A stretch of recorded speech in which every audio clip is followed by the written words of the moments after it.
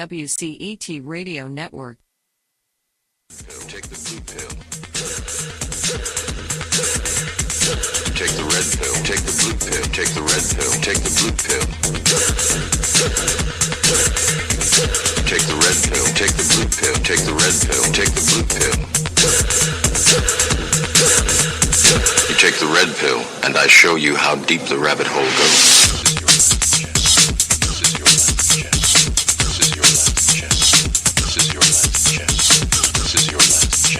This is your last chance.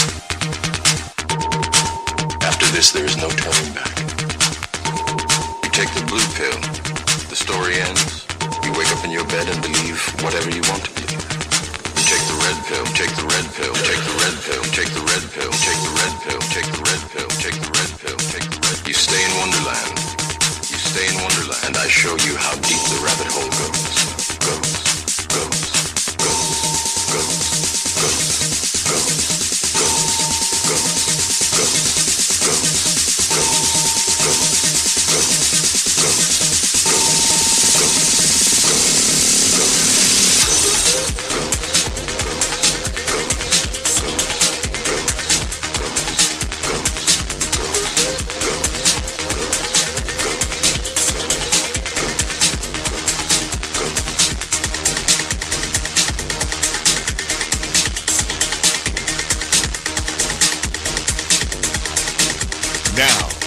Sunny South Florida, it's the Red Pill Reality Show with your host, Riscala, every Saturday night from 9 p.m. to midnight. And now, your host, Riscala. Take the red pill, take the blue pill, take the red pill, take the blue pill. I am your host, Riscala. Hang on just a minute. See if we can get this thing to quit doing what it's doing.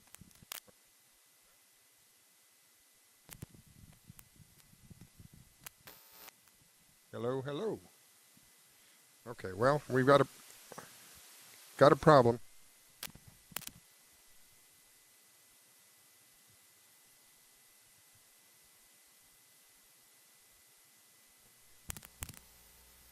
All right, let's try it again. Still having a problem. Still can't get out.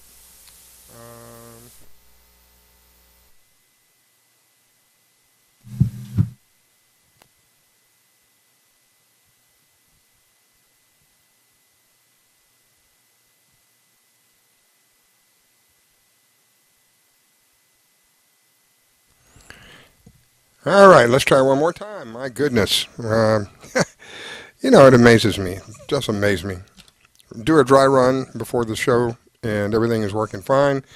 You get ready to do the show, and the microphone failed. Complete failure on the microphone. On mic number 1, so I'm on mic number 2. Welcome. It is the Red Pill Reality Show. I am your technically challenged host for the evening. My goodness.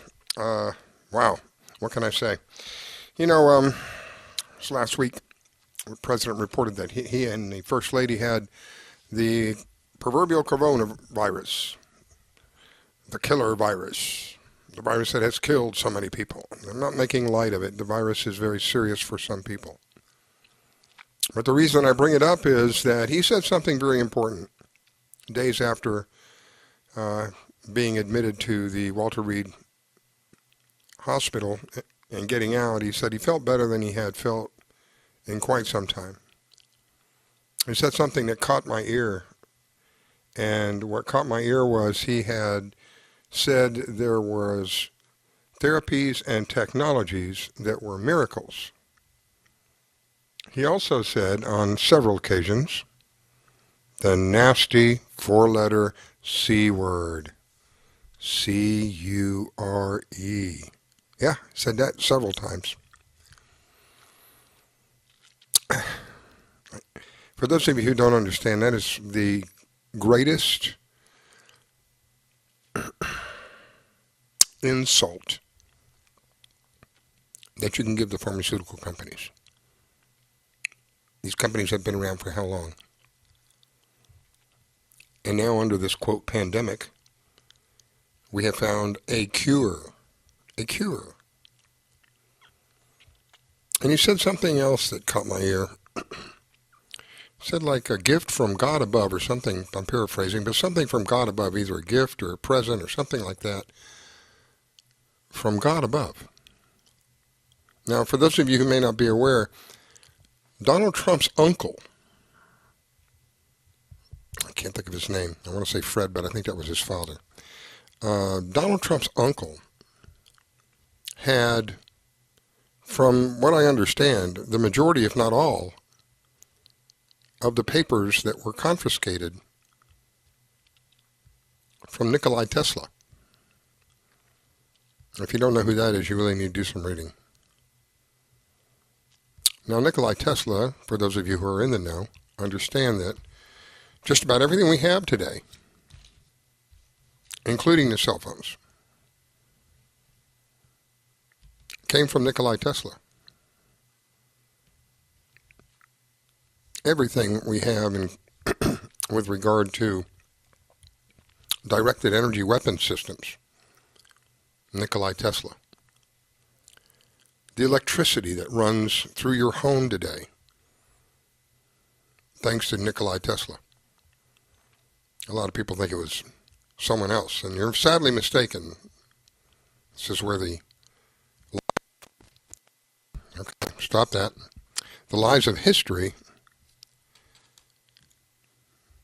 come back to haunt those who have given them out. Nikola Tesla was responsible for all of those things. And more. One of the things that I ran across, I guess about 6-7 years ago now, was called healing light therapy. It is believed that different colors of light, actually it's frequencies of light, would provide the body what's the best way to describe it? A field in which the body can heal itself much faster than if it weren't there. So it in a way, it speeds up healing because it provides everything that the body needs to heal. And if there were such a thing, it would be, I guess it'd be kind of like healing on steroids if there were such a thing. I have a feeling this is coming out very shortly. Sometime within the next, I'd say, 9 months. These healing beds, I believe, if the information that I have is right, and my gut tells me that if the information is correct, we're going to be hearing about these beds, that people are going to be able to lay in a bed and be cured of whatever it is that you've got by light therapy and some other therapies that they have I'm not familiar with, but I know one of them is light therapy. And I personally have experienced light therapy. This is when I first ran into it about 6 years ago. I had picked up a printer one day, picked it up wrong, and I had pulled a muscle in one of my arms. And it was throbbing. It was really bothersome. It was more bothersome than it was painful. The pain was a deadening pain, but all day long, every time my heart would pump, I would feel this throbbing in my arm. So I contacted a friend of mine who is involved in a wide variety of advanced technologies, who I've had on the show several times. It's the Wits Ministry. This microphone is really going to... It is the Wits Ministry, and you can find them at witts.ws. Anyway, they provided for me a ultra... What's it called? Infrared. I think it's infrared healing light. Small light that you screw into a base, and then you can take this light and put it on your skin. It's a warm... It's not very... It doesn't get hot. If your body's 98.6, this may be 100 degrees. I don't even think it's 100. 99. It's just barely... You can just barely feel it. So I used that for several days, and within several days, the pain was completely gone, and my arm was healed. There was no drugs involved. just using this light for a period of 15 minutes on, and then leave it off for an hour or so, and then put it back on. I would just, when I'd be working at my computer, I fixed up a little contraption to hold it in place. I had an old a cuff from an old what do you call those? A blood pressure machine, and so I kind of maneuvered the cuff so it would fit the bulb, and the bulb had a flat end on it, so it would fit flat on my arm where the pain was. And I just go about and do my work, leave it on for 15 minutes, take it off, put it back on for 15 minutes, take it off, throughout the day. And within 3 days, the pain was completely gone. I believe that kind of technology is going to be introduced to the general public shortly. It's been around for a while, but it's really hasn't been available to the public as some of the other technologies have been. And a lot of this is held back. It's held back by the pharmaceutical companies. Many times that the pharmaceutical companies are aware of there are ways to stop a disease, but it's not good for them. It's not a good business model. They're in business to make money. Well, they're not going to be able to make money if they're curing everybody. I know a lot of you have heard this before. That's the truth. That's the facts. I can't put it any simpler than that. They're not in the business of healing anybody. They're in the business of making money, and the way they make money is off of sick people. It's just, it is really a sad business model, but it is the truth. And any of them that would be truthful with you would tell you. It's not good business to heal people. So when the president said that some of this stuff was like God from God above, a present from God above, I immediately flashed to the infrared technology, the healing beds that I've read about, where you lay in a bed and you're just saturated with different light all over, depending upon what the issue is that you're having. And then there's some other therapies that they provide, but I don't know about them. I don't know anything about them at all, really. I know about the light therapy because I've used it myself, but the other therapies not familiar with, don't know how successful, how... Apparently, the president himself feels pretty confident, whatever it is. And it may just be me or maybe makeup, I'm not sure, but he certainly looks different, too, as well. He says he feels better, and again, it could be makeup, but he definitely looks different to me. He looks like a little younger for some reason. His complexion seems to be a little lighter and just healthier, generally speaking, just looks healthier. So if this is what I think it is and what has happened in the past, then I think and believe that this technology will be released to us sometime within the next 9 months or so. In the meantime, we've got a big issue coming up, and of course that big issue is going to be our elections. And I am convinced that regardless of what happens in this election, there's going to be problems. And one of the things that, one of the subjects that has come up repeatedly during this, quote, pandemic, is the idea that the government has a right to inoculate you, to force you to take a vaccination for the greater good, for the benefit of all. This young lady, her name is Chrisanne Hall. She's a constitutional attorney. And she answers this question, and I like the way that she answered the question, so I recorded it. If I can find it here. Here we go. I recorded it, and I want to play it for you. So if anybody asks you and tells you, or let me back up a minute, everybody tells you that you are required, you have no choice, that you must be injected, remember that you heard this.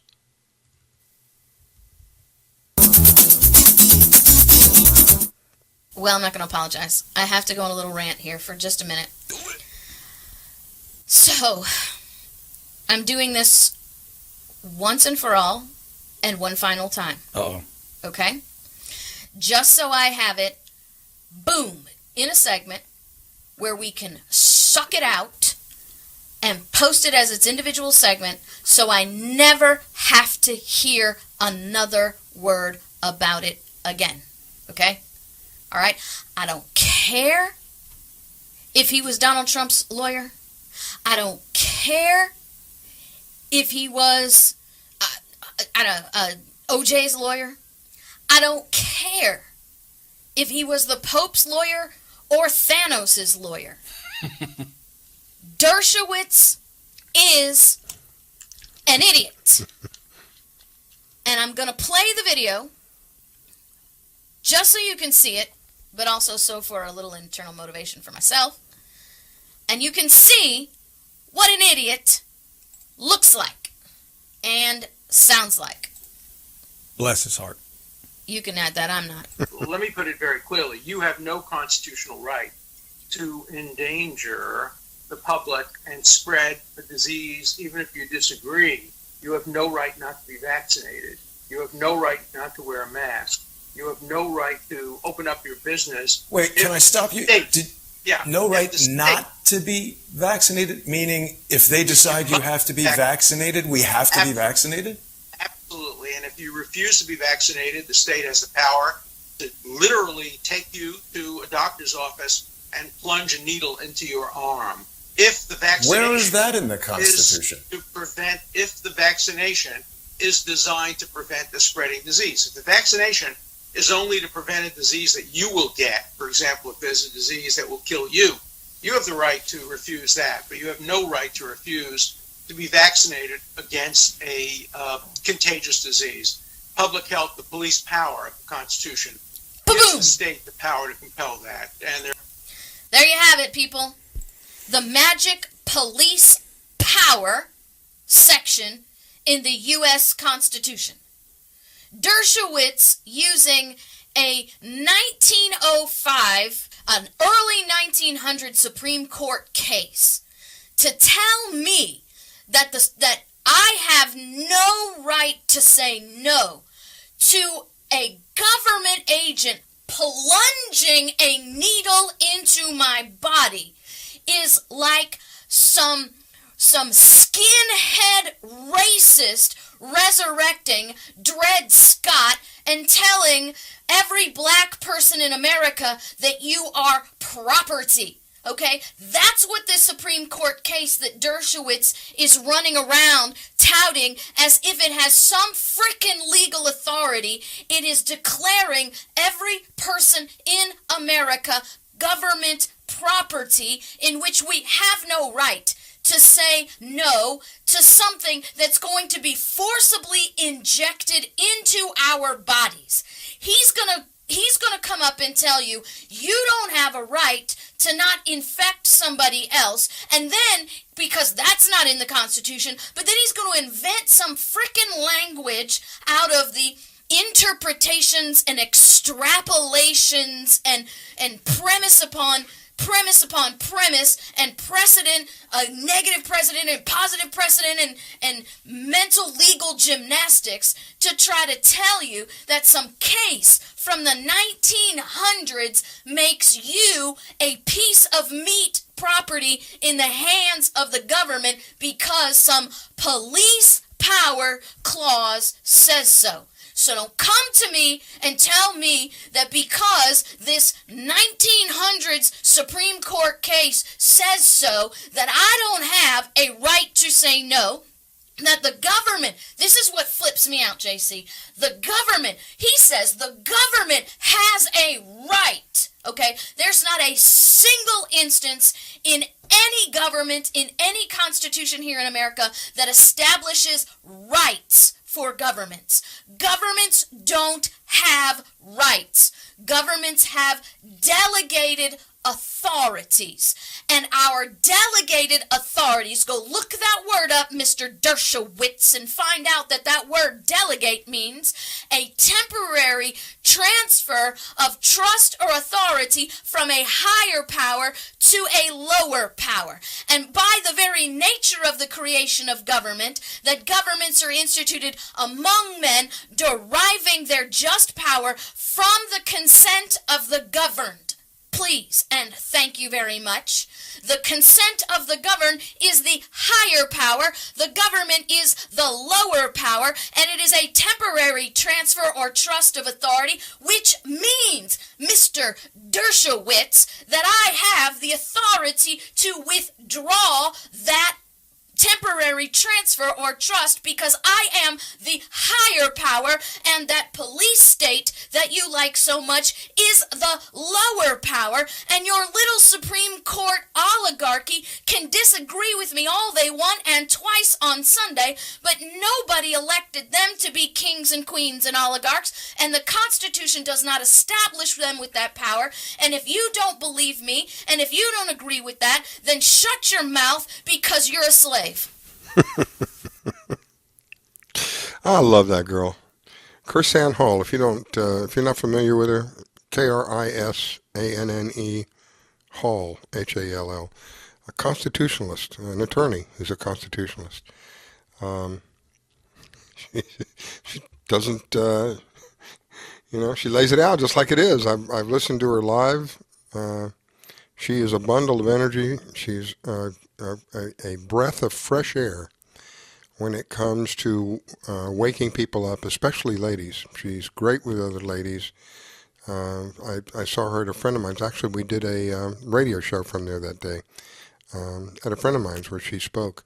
And waking up the women, for these stubborn guys that don't want to wake up, when their girlfriend wakes up and says, hey, you will. Hey, you guys know what I'm talking about. So that's another way to win some of these guys, these stubborn people over. If you win the women over, that kind of corners them. So, yes, and she is really like a breath of fresh air. She is an amazing young lady. Before I ever heard this little rant of hers about the mandates and the vaccines, and when I first heard that was Dershowitz. Those of you who are not familiar, he's a well-known attorney. I believe he even did work for the president at one time. Just because somebody has done work for the president doesn't necessarily mean that they agree with everything that the president, you know what I'm saying? You go work for somebody, there may be things that they're doing that you don't agree with, It just doesn't mean that just because you work for them, you support 100% of what they're doing. Anyway, so I think he worked for the president at one time, but it was his stand that because of the pandemic, they had the right to forcefully vaccinate people. And there's laws that have been written, whether you're aware of this or not, laws have been written and put in. Now, whether they're enforceable or not, that's not my point. The fact that these people are able to do this should scare the bejeebies out of you. That they're able to implicate that there are laws waiting to be used against the people in case there's a, quote, pandemic. I will tell you what I have learned so far, that these laws that are in place, they kind of, what's the word I'm looking for? They I can't think of the right word. Anyway, they put the Constitution on hold. They suspend the Constitution. That's the word I'm looking for. There is no such thing. But you ask them and it's, oh, yeah, we suspend the Constitution because of this pandemic.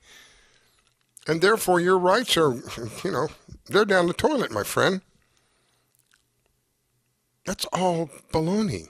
Nothing can usurp the Constitution. Nothing I can think of can usurp the Constitution, other than maybe all-out war in the streets, maybe. Other than that, no, there is nothing. It is the supreme law of the land, and everybody is supposed to abide by that. And when a law is written that is contrary to the Constitution, that law is null and void. But what's happening more and more and more is there are laws that are being written, there have been laws that have been written, and they continue to attempt to write laws that go directly against the Constitution, which, when you have a group of people who are morally and ethically upright and lawfully upright, would say, no, get that out of here. But they actually pass this insanity, and then we're left to deal with it. So it's our responsibility to start putting some people up there. You know, my friend David, who has invested so much of his time on this show, just this show alone, telling people we have another way out of this. There seems to be little to no interest in that. Until I can generate enough interest, I'm involved with other people here, particularly in Palm Beach County, that are trying to make a change. That are trying to make a change that a positive. I mean, anybody can make a change. Come on, the last guy made a change, didn't he? Wow. If anybody was awake, you realize, boy, did he make a really dangerous change, but he made one. We need people who are going to make a positive change. We need people who are going to abide by the rules. We need people who are morally and ethically upright. Now, we had a valid candidate, but sadly, because of the way politics works, he couldn't do it. He couldn't win his party's grace, if you want. And they put someone else in there who is, they may say Republican, but I got to tell you, this person is not a Republican. This person is not a conservative. This person is not worthy of the seat. And all we're going to do is add fuel to the fire if we allow this person to have this position in our government. Not a good person, I'm telling you. Some of the pictures I've seen of this individual, it truly is upsetting that this person is supposed to represent us. What I've seen doesn't represent me.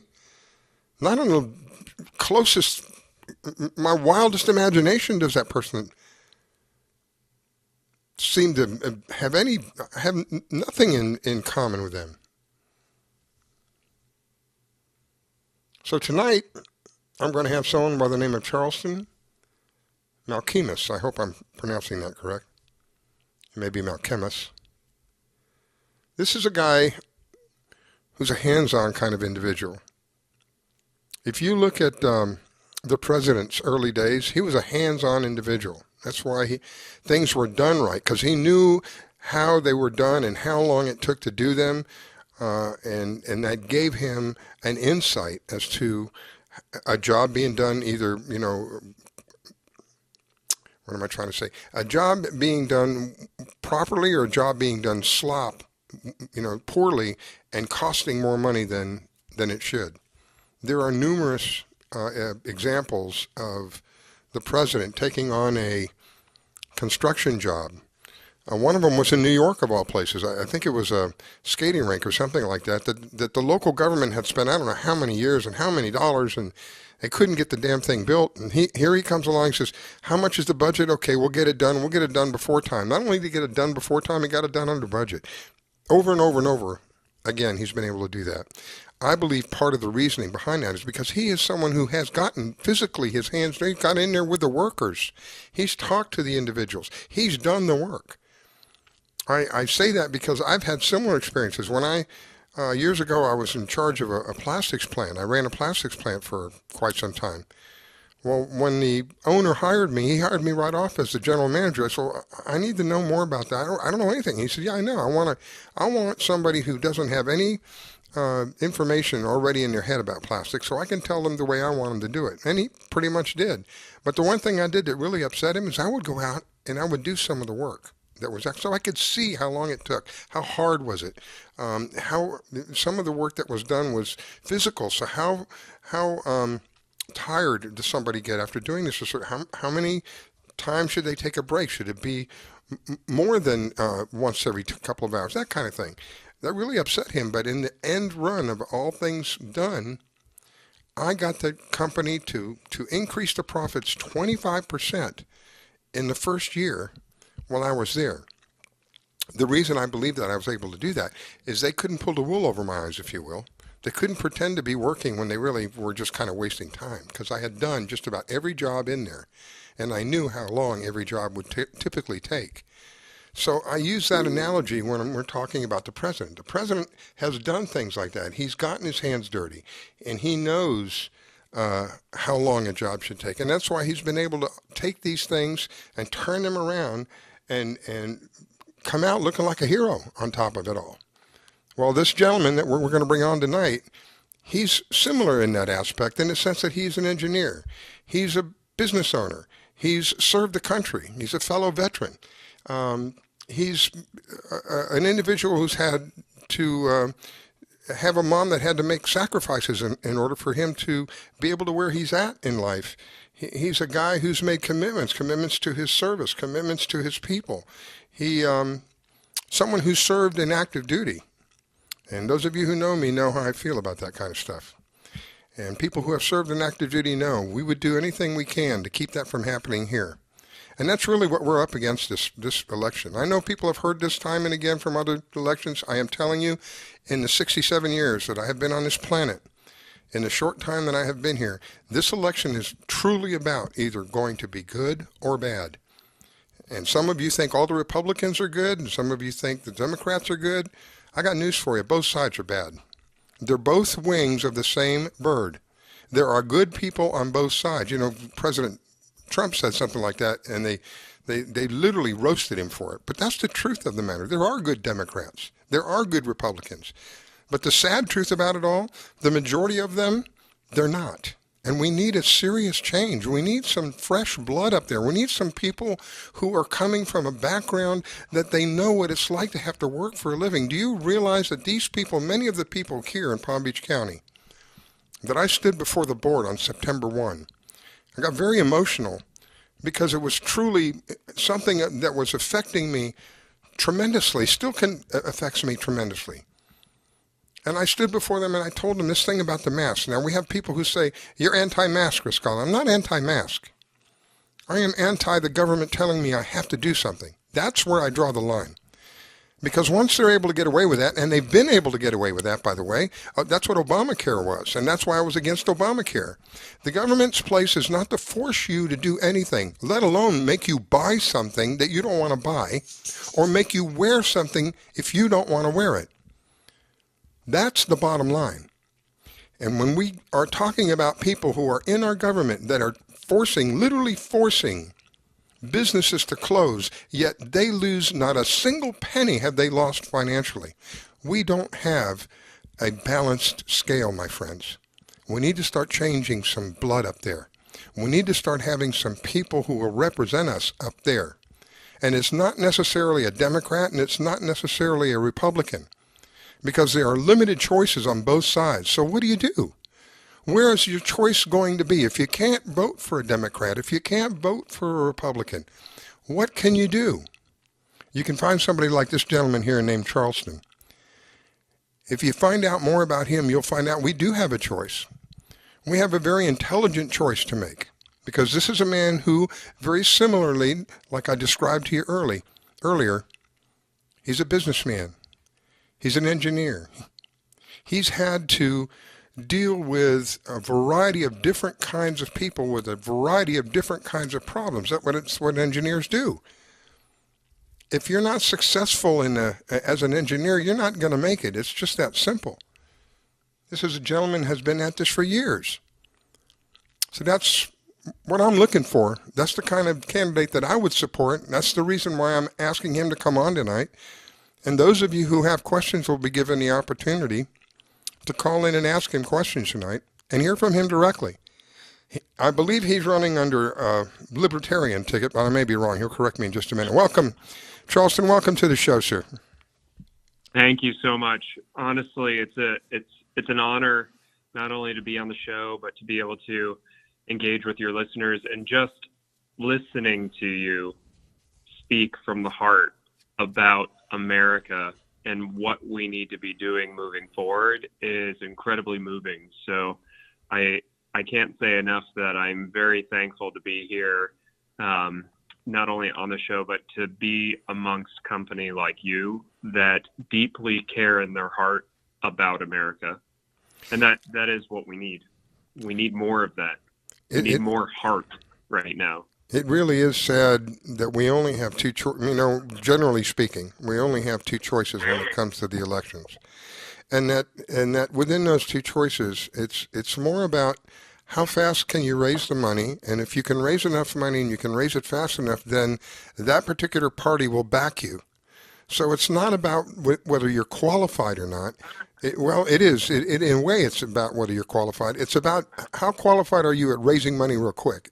With regard to running and helping a government continue and making things better, forget that. That's not part of the equation. It's all about raising the money and how fast you can raise the money and how much you can bring into their party. And that's the sad part. So when I heard about you, I said, yes, I want this gentleman on the show. I want people to know we do have a choice.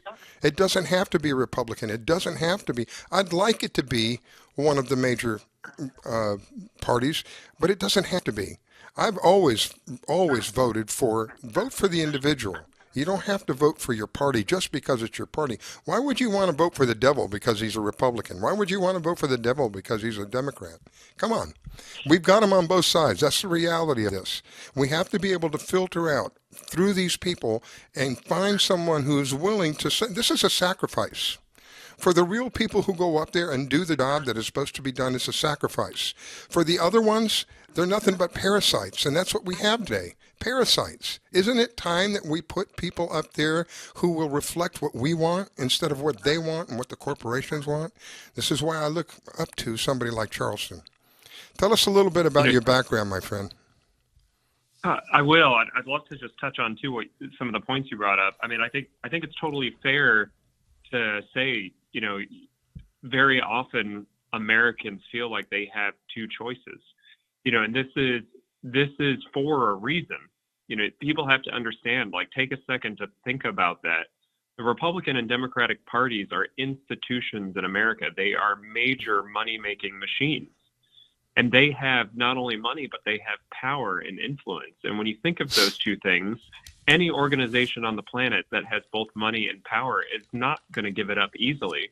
Any other alternative choice out there threatens that power and money. So we all have to remember as Americans that when we started this country, 270 plus years ago, when we got together and decided to overthrow tyranny to become Americans, we didn't do it with parties. We did it with the independent spirit that makes America great.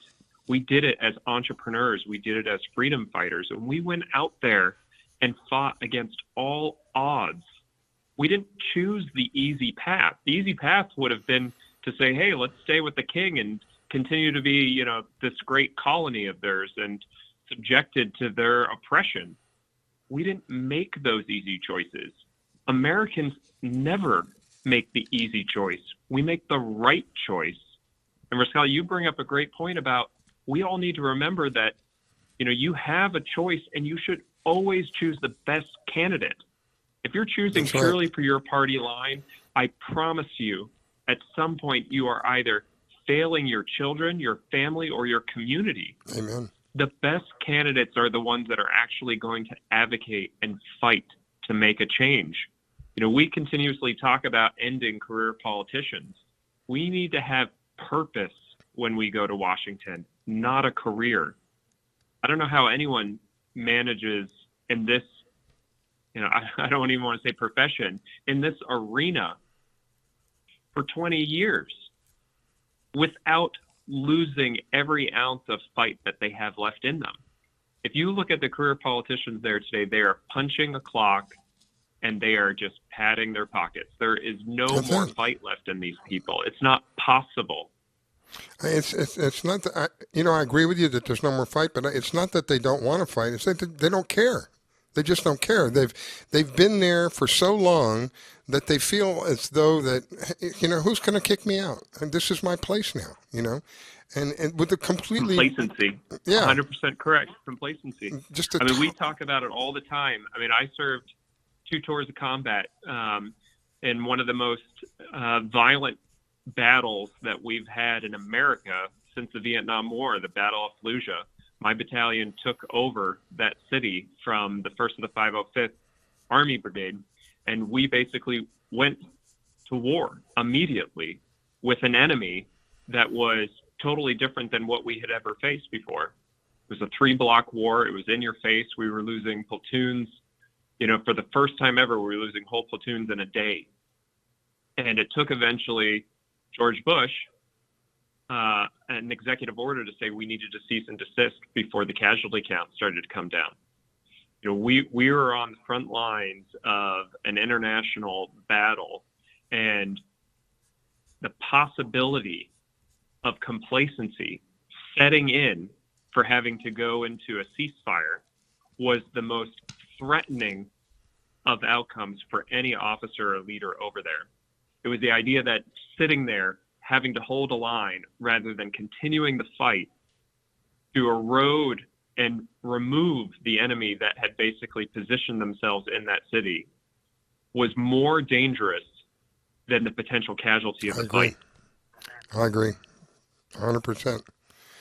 There are different stories in the Bible that I never really understood very well, but one of them that comes to mind is, I can't remember what part of the Bible it's in, but God sends somebody out to destroy everybody, and this is the part that freaked me out. The kids, the babies, the moms, the dads, everybody. We had to get rid of everybody, and little did I understand why until I got older in life. That is because that mentality, that bloodline continues on. If you don't wipe that enemy completely out, they'll come back, continue to come back and attack and attack and attack and attack. And that's really what we're up against in this election. And I know that sounds exaggerated to some people, but that is true. That is the honest truth. We are up against either right or wrong. Because if the Democrats end up taking control in this election, it will no longer be America. That was the plan. That was the whole reason that Donald Trump was able to get to where he was, because we knew he wasn't a politician. He was a businessman. He didn't need this job, okay? There are parallels here between him and Charleston. He's a businessman. I don't know how badly he needs the job. Maybe spiritually, he wants to do the badly he needs the job, but I don't know how financially. He wants the job. He's somebody who's different. Aren't you tired of politics? This is my whole question to people. Aren't you sick and tired of the politicians we got? How can you tell me that you're sane by continuing to send the same people up there over and over and over again and then bitch to me about how things are? That just doesn't make sense to me. Oh, and let me just comment on two of the things that you brought up, which are just so valuable. One, my wife and I talk about it all the time, and we will take a pretty sizable financial hit and choosing this path and rising to the occasion. I love what I do. I've been a multi-time CTO, that's Chief Technology Officer. I worked my way up after I finished my 2 combat tours in the technology startup world. I started out in San Fran working from the bottom on up as a software engineer to, an engineering leader, and eventually to CTO of a couple of companies. And I love what I do, and I love being able to get out there and disrupt markets and solve real world problems. It's really hard to make this choice, but when you see what's happening, Rascala, I am 100% in agreement. Communism is just not an option. Socialism is just not an option. Trump and I agree 100% on the fact that socialism will never exist in America. It has already proven time and time again that is a failed strategy. That might be great on paper and it might be a great ideology, but that is not what gets the job done. And that's not what America was built for. We were not built to ever be that kind of country. And that is really what you are voting for today. Because when you talk about Medicare for all, you're talking about socialized medicine. When you're talking about some of the other policies coming out, those are forced communist doctrines. And I'm not trying to exaggerate it. That literally is it. If you read the black and white, that's what it is. Now, I'm an independent. And I'm independent because I think we need to come together and actually solve some problems. So what I will say is, on the other side, we can't forget that we are all compassionate Americans. I can't sit on the sidelines and ignore problems that exist. That's just not okay either. When we ignore those problems, you actually give opportunity for things like socialist agendas to rise. We need to tackle those problems because they're there and real Americans are hurting and suffering. We just need to propose solutions that are not about the government providing services. There's a difference between being a leader and giving handouts. And we can still provide leadership and make sure that we're tackling the problems without sitting there providing welfare and handouts that don't actually help people. And one of the things that I believe you have, correct me if I'm mistaken, but because as an independent, you're not what's the right word I'm looking for? You're not expected to go along with the rest of the party just because that's what they're... 100%. You're correct. Yes. Yeah. And one of the reasons why I chose to be an independent is not only because a lot of my military brethren that I served with, we're patriots first. We believe in America before anything else. And that means we would never put a party above the people or the country that we serve. I don't want to go to Washington with a whole bunch of compromises. And you see it every day. Every day, you can't tell me you don't see a politician on one side or the other answer a hard question and they start to stutter and murmur and get transfixed because they know that they want to answer one way in their heart, but it would be against the political agenda of the party. Yep. Well, that's not how America operates. Like, America is the middle. Most of America is fiscally conservative. They care about opportunity. They care about progress. They care about the American dream, which is eventually having more for their family. Now, you define more and how you see it. But in the end of the day, that is part of what being American is about. Now, we are also compassionate. We do more good around the world and in this country than any other nation has probably ever done on the planet and in the history. So we are compassionate in our core. We care about one another. You can see it every time a hurricane hits Florida.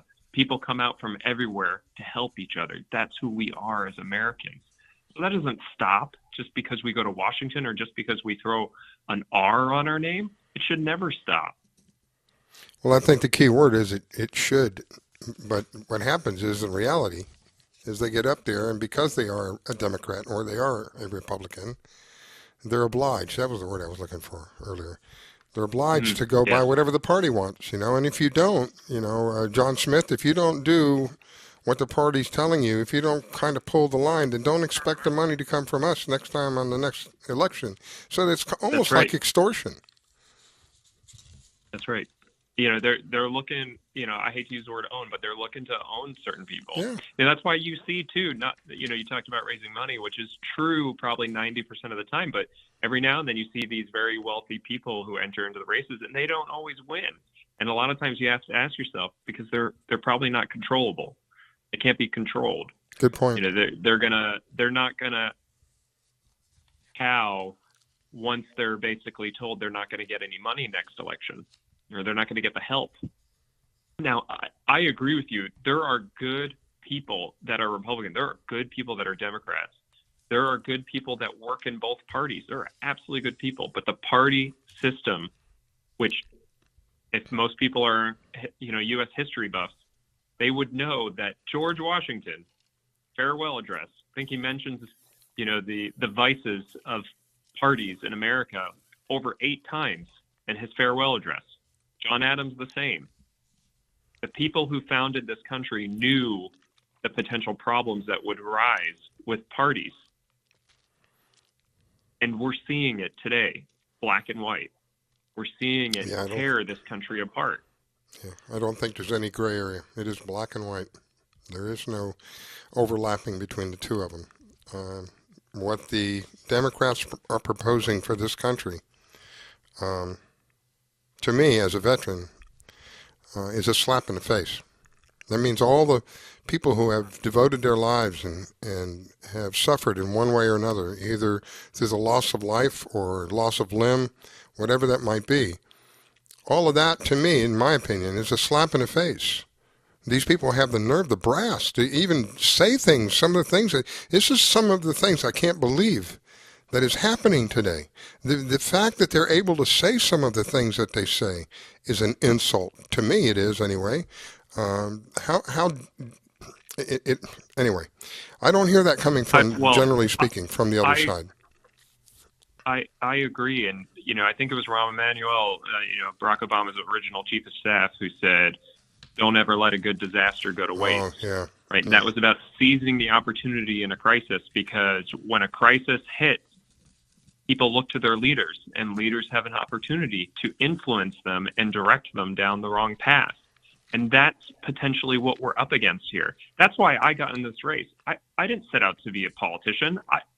I have no interest in being a career politician, but I am a patriot, and I see so much wrong happening right now. When the crisis hit the fan and this country shut down, something that should have never happened. That's right. Never in my life would I have thought the country of freedom and choice and opportunity would have all of a sudden be stripping faster than I could blink the rights and freedoms of millions of Americans, I said, this is intolerable, and I'm getting in this race because this is just something that can't happen.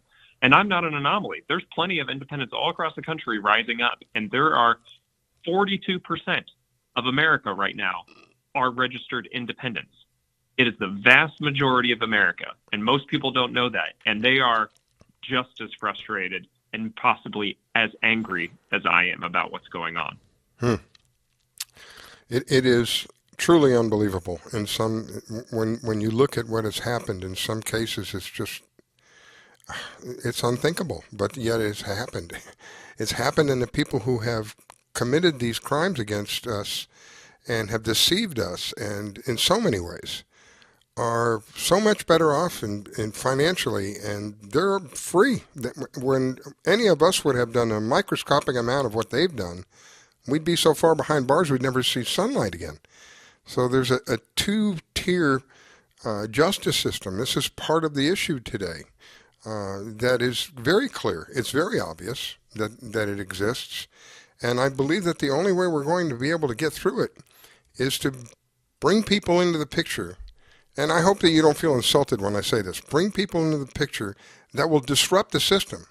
That's why I'm looking at somebody like Charleston. That's why I looked at somebody like Donald Trump. He disrupted a complete, oh my God, he completely undid a system. It wasn't just him against the, quote, deep state. This is worldwide, the fight that he's doing. And we need all the people up there that are willing to help him in whatever way possible that they can to be there. Because the people who are there now that are on the other side certainly aren't. They've spent the last 4 years doing nothing but trying to figure out how to get rid of somebody who was put in office according to the laws of this land legally. For 4 freaking years, that's all these people have done. Now, it's time for us to spank them, if you will. And the best way to do that is start putting people up there that can make the changes that we need. And we've had, I don't know how long this person, I don't even like to say their name, has been in office. It's been at least 8 years that I know of, maybe even more. How long has Dipstick been in office? I don't even like to say her name. Well, I mean, she's a career politician. She's been down here. I think she's only ever worked as a politician. She was the mayor of West Palm, and she's been essentially. She went straight from maybe that 8 years, to Congress. 12 years. Yep, I think it's been 8 years. 8 years. Yeah, because probably on her 10th cycle. I had the pleasure of meeting her. Yeah, I did work for the city of West Palm, where she was the mayor. And I had the pleasure of meeting her and I use the word very broadly. So it's time that, what have we gotten? I know me personally, it's just been watching criminal after criminal get away with one thing after another. To me, I think you feel kind of like I do. I've had enough already. It's more than enough. And it's time to make people pay for what they've done wrong and start putting this country back on the correct road. And we can't do it with you can't tell me that sanity is continuing to put the same people up there after all of these years, and we continue to bitch about what's going on here. That is not sanity, Absolutely. My friends. That's just not sanity. I mean, you're right. I mean, we hear all the time, because that's what people have been fed, that if you vote for an independent, you're going to throw away your vote. Well, the cold hard truth is, if you continue to vote the same way, you are throwing away your vote. If you expect it to get different. I'm a registered Republican, and the Republican that's going to be going against what's her face is Loomer. If anybody knows anything about this woman, in good conscience, you can't vote for this person. Come on. This person she's the typical example of true evil. You see some of the pictures of this person, what she's doing, what she's done. You want somebody like that representing you? Is that what you want? Somebody who practices blood sacrifices and things of that nature? Not me. I won't have anything to do with that. That's why I have this gentleman on with me tonight. Like I said, if you guys are on Facebook or LinkedIn and saw the posts that I put up, we have a choice.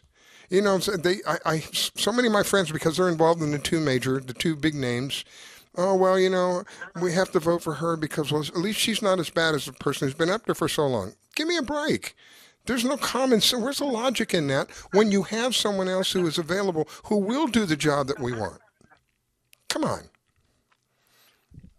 And the hardest part there too is, Lois isn't fighting for anything anymore. She's had a long career. You worked with her when she was the mayor. She's had a long career being a politician. There are no more causes that she is fighting for. The day after she loses this election, she is retiring. And that is the telling sign. You ask yourself, of the 3 candidates on the ballot, what do they do the day after the election? When Lois loses, she retires. When Loomer loses, she's out of here. She's back to New York or LA or wherever she came from. She has no ties here, no concerns here, nothing. Yeah. I got kids in school in person in Palm Beach County. We're dealing with real problems down here. And they're talking about forced vaccinations on all the children.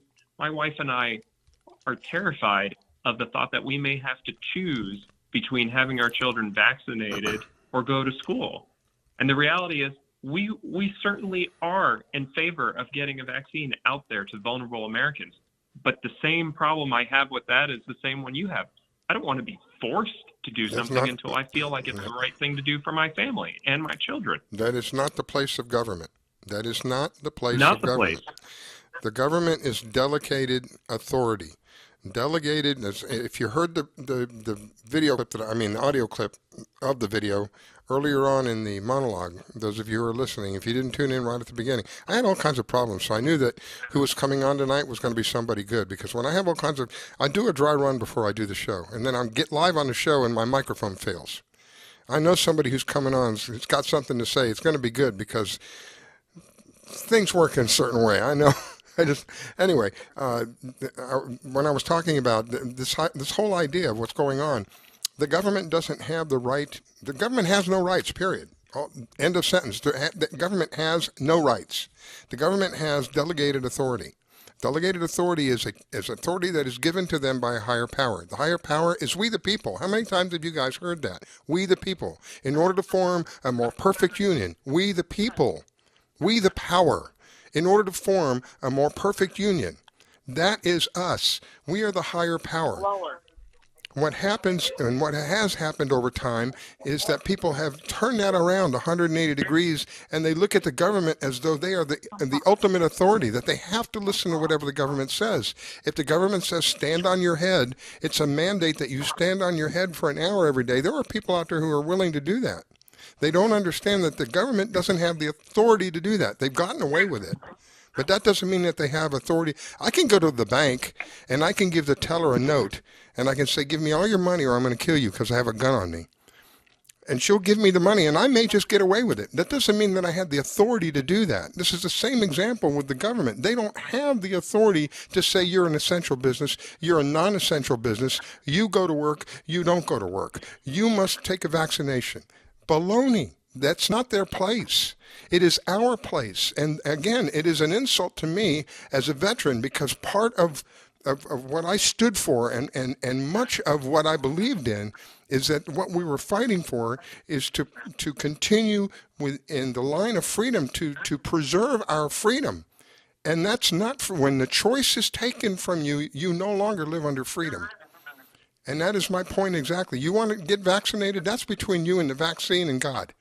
Knock yourself out. You want to wear a mask? God bless you. Wear a mask if you feel safer. I have no problem with that.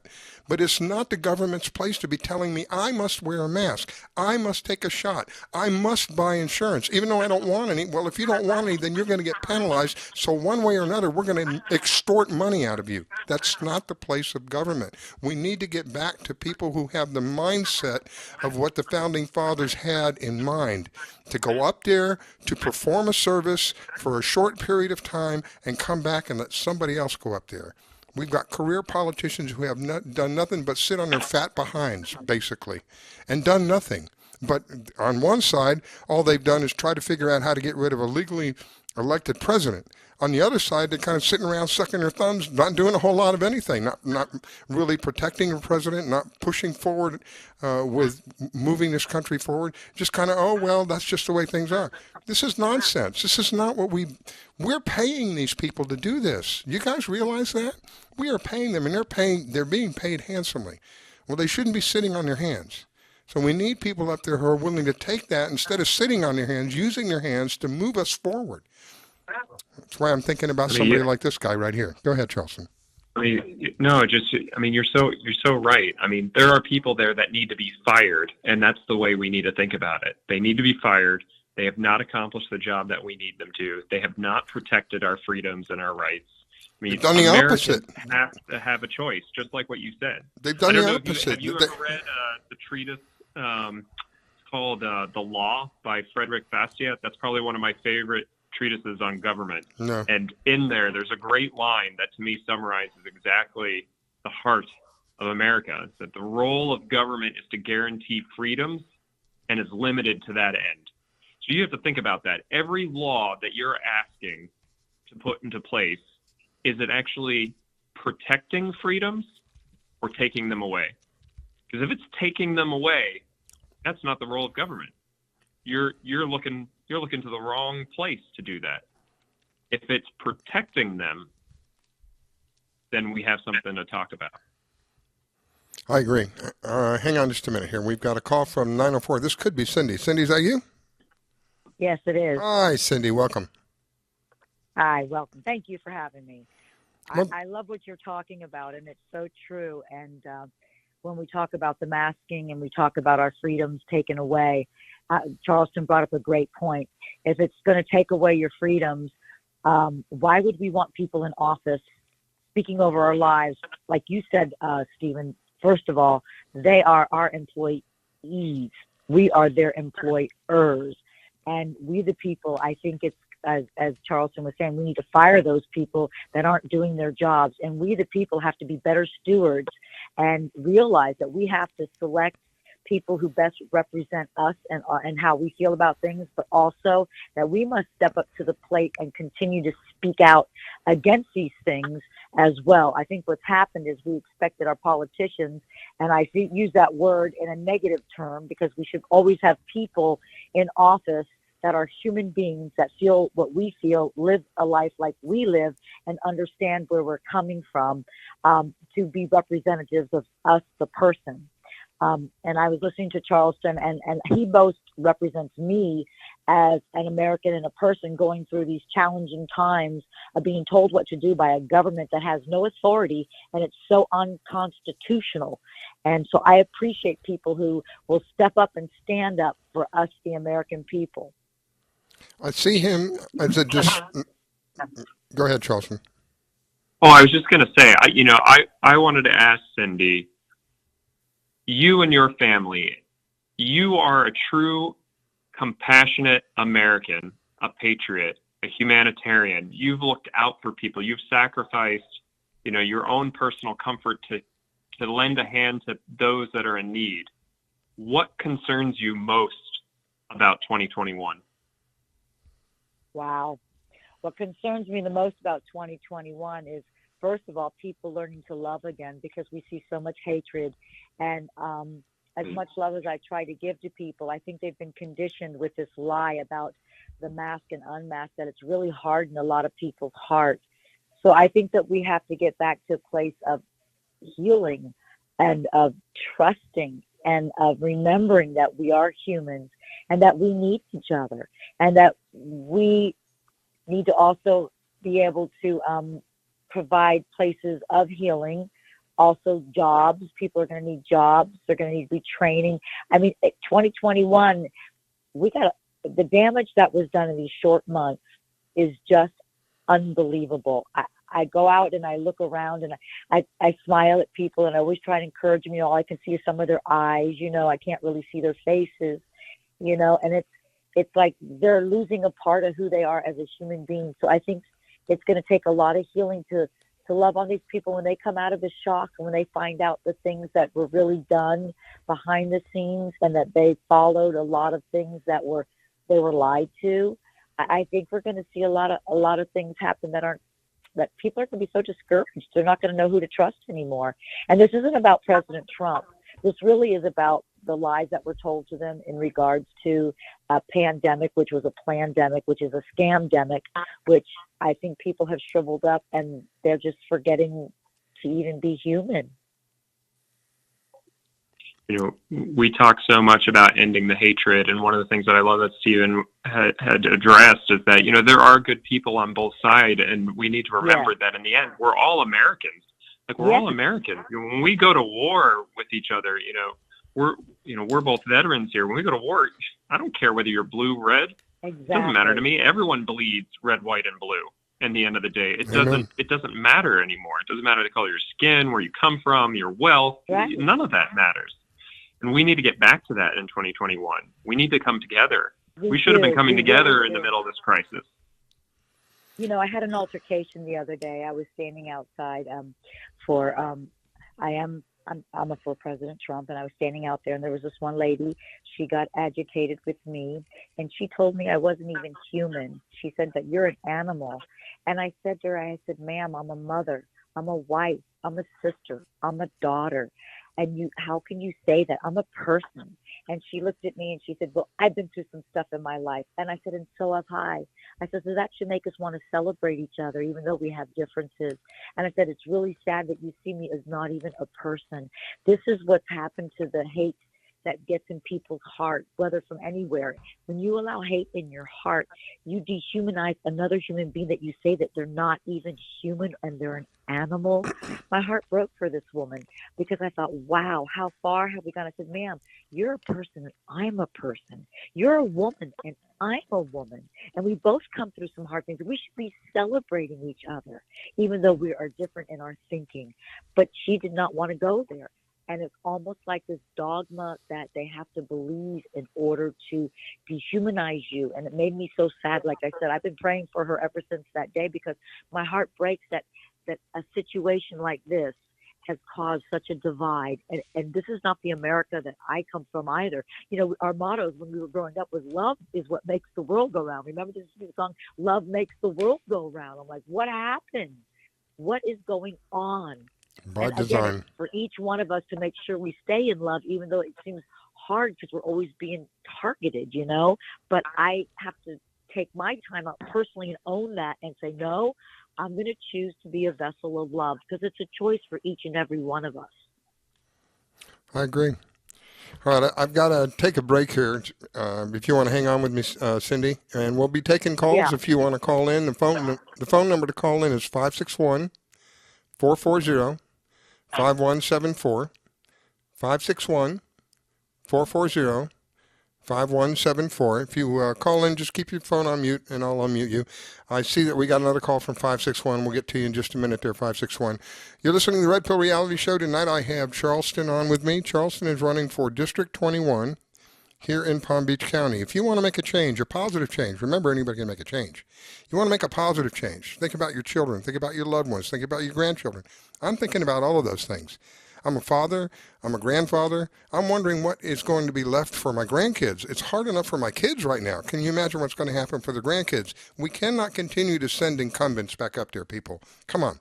Let's try to pretend at least that we have a couple of neurons firing upstairs and realize sending the same people up there over and over and over again and then complaining about what's going on is definitely the definition of insanity. Let's stop the insanity. Let's start something that we can be proud of, and that is to send somebody like Charleston up there who is an entrepreneur, who is a veteran, who has children in school down here, so he's facing some of the very same problems you people are facing. Wouldn't you want somebody who has been through some of the same experiences you have been through to represent you? That's my idea of somebody representing me. All right, we'll be right back. Don't go away.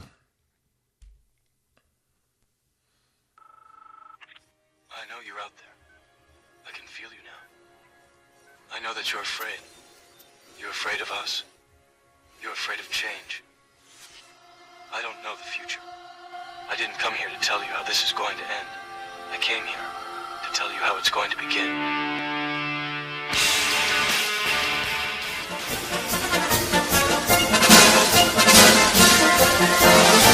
Step right up, step right up. No tricks, no magic, nope. Just real people covering real issues. When you're tired of the circus, join the veterans of talk radio for serious discussions on the topics you care about. WCET, bringing the truth back to talk radio, leaving the circus to them. WCET Radio loves what we do, and we know you do too. That is why we need you now. If everyone would make a small contribution each month, we would never have to worry about going off the air, folks. We count on you each and every month, so please help WCET Radio and all of our hosts here on this wonderful station continue to bring you the best guests with the best information.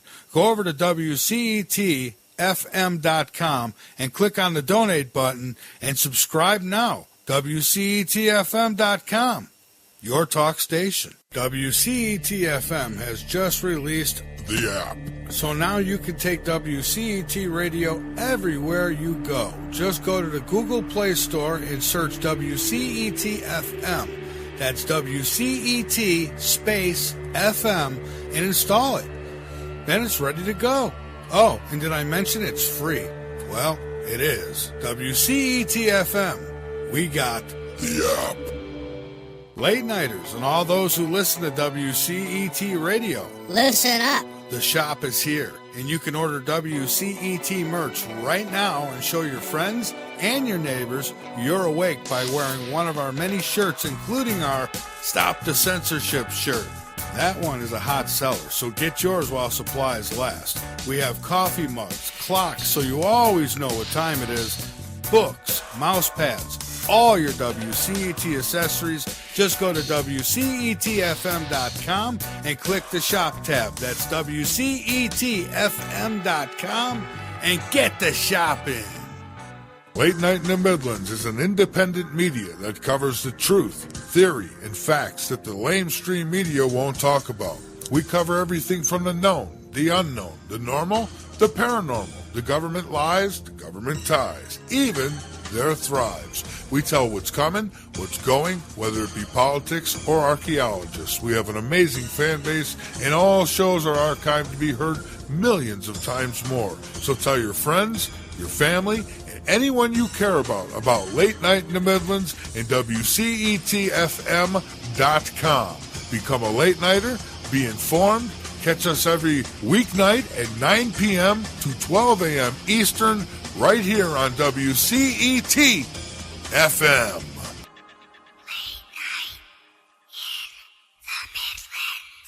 WCET Radio, Station ID.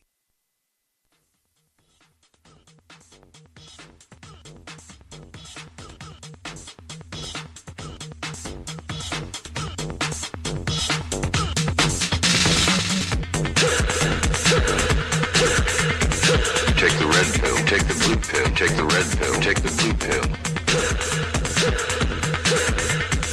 Take the red pill, take the blue pill, take the red pill, take the blue pill. Take the red pill, take the blue pill, take the red pill, take the blue pill. You take the red pill, and I show you how deep the rabbit hole goes.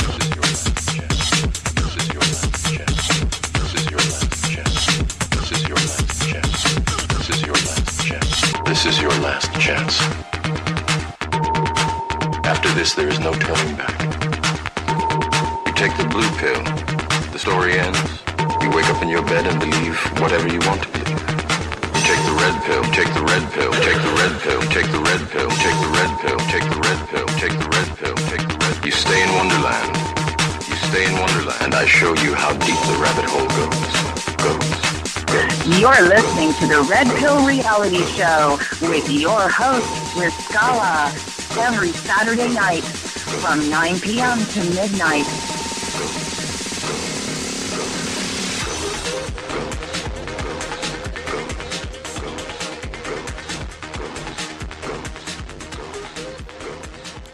All right, we are back. It is the Red Pill Reality Show. Tonight I have Charleston. Charleston is running for Congress here in Palm Beach County, District 21. And if you want to make a positive change, if you want somebody who's going to represent you, somebody who's a small business owner, somebody who's been involved in business, somebody who's an engineer, somebody who's had to resolve problems when they're presented with them. If you're tired of a couch potato, because that's basically what we have right now as a representative, someone who has sat on their fat behind and done little to none for the past 8 years, I believe, Me personally, I'm sick of it. I'm tired of it. I don't care that they're a Democrat. I don't care that they're Republican. I care that they're working or representing us. None of that is happening. It's time to make a change, people. And I can't think of a better candidate. I mean, with everything that we have, if we don't look at all the options that are available and we simply vote for whatever party that we're accustomed to, not only are you doing yourself an injustice, what of you who have children or grandchildren, what about them? What kind of service are you providing for them? We're supposed to be providing people that are representative of us. Me personally, I want a better place for my kids and my grandkids than I had growing up. That's the way I was taught. And when we bring people into the picture like Charleston, who has the mentality of let's make this place better, because all we've had for 4 years is bitter, and I'm sick of it. It's time to make a change. And we're providing somebody who can make a change for you. Charleston for Congress. Welcome back, Charleston. Oh, thank you so much. Honestly, it's just been great being on the show, having such a refreshing conversation about America, because I think you're right. It's just so much bitterness out there. We see it every day. And, you know, thankfully, I have a lot of military people, a lot of people from startups. You know, they're used to having really difficult conversations and, you know, having hard engagements with people. And we see it all the time. People who have just been spoon-fed poison and thought and hatred. And when we walk right up to them and respectfully disagree and let them know that there is another choice, and we push back on some of the thought process that they've been fed, they actually are won over. They actually come to our side and rally and become some of our greatest supporters. And we've seen it over and over again. We don't get everyone. Some people we just can't reach. You know, they're so entrenched in one side or the other, or they're so locked up in the bitter and the hate. But for those that have still some ounce of desire to ensure that their families and their children and their community are actually fought for, represented, looked after, we reach those people, and we see it every day. I know it's with some people it's I want to say conditioning, programming. You know, there's a bunch of different words that describe it, but it is predominantly, I find, people who watch a lot of mainstream news outlets. They don't realize that what's being told or represented as news is really, it's just a parroting of what is wanted to be known by the government. We don't really have journalists like we used to have when I was growing up. That is no longer existent. And so they form opinions according to what they're being saturated with, depending upon what it's from the radio, whether it's coming from the television, predominantly TV, but wherever it's coming from, they're being saturated with this information, and they don't realize that the information that they're being saturated with may not necessarily be accurate. Many times human beings have been described as a biological computer. Well, and you have some computer experience, so you know what I'm talking about. I was in the computer field for many years. I got out 3 or 4 years ago.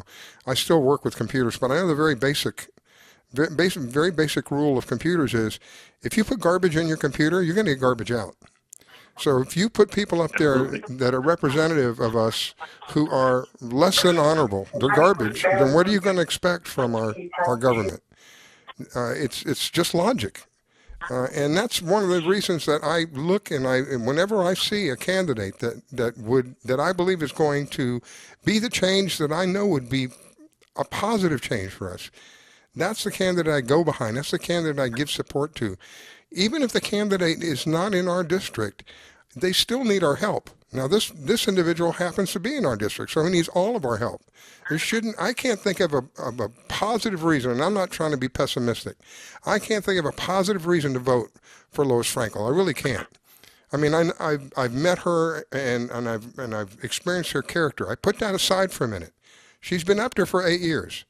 And for what has happened in the entire 8 years that she's been up there with regard to us as a small business owner, for me, nothing, zero, zilch. So does that mean whatever portion of my taxes went to pay her salary for this last 8 years was for nothing? That's how I look at it. Isn't it time as employers? I mean, a lot of people don't realize it, because I'm an employer as well. When I go look at a subject that's going to perform a responsibility, I'm going to hire this person, I look at their qualifications, and I look at anything in their background that would affect the ability of them to do this job. How will it affect their ability to do this job? Will it be a positive effect or a negative effect? When you look at somebody who's been or has or is a business owner, that's a positive effect. If you look at somebody who's been in a live, active field, when you're in an active arena, I'm just going to leave it at that. It's literally your life on the line.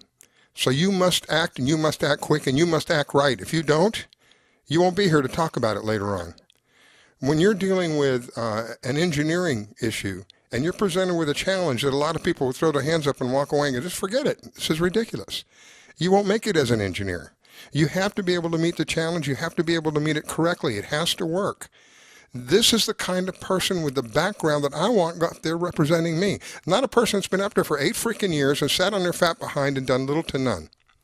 Come on, guys. Logic. Just use some logic. Go ahead, Charles.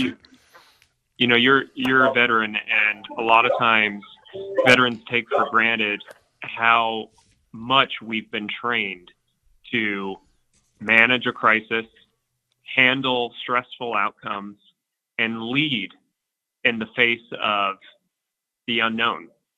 Sometimes absolute chaos, but certainly in the unknown. And make no mistake, we're in the middle of not just one, but 3 different crises right now that have come to our shores. And you have to ask yourself, who do you want helping navigate through this crisis?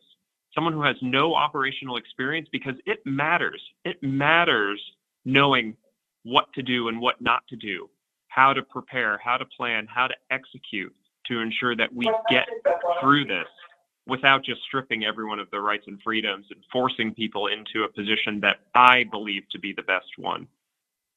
We need people that have real experience up there. And that's not just me, that's many other people running across this whole country to get us out of these crises.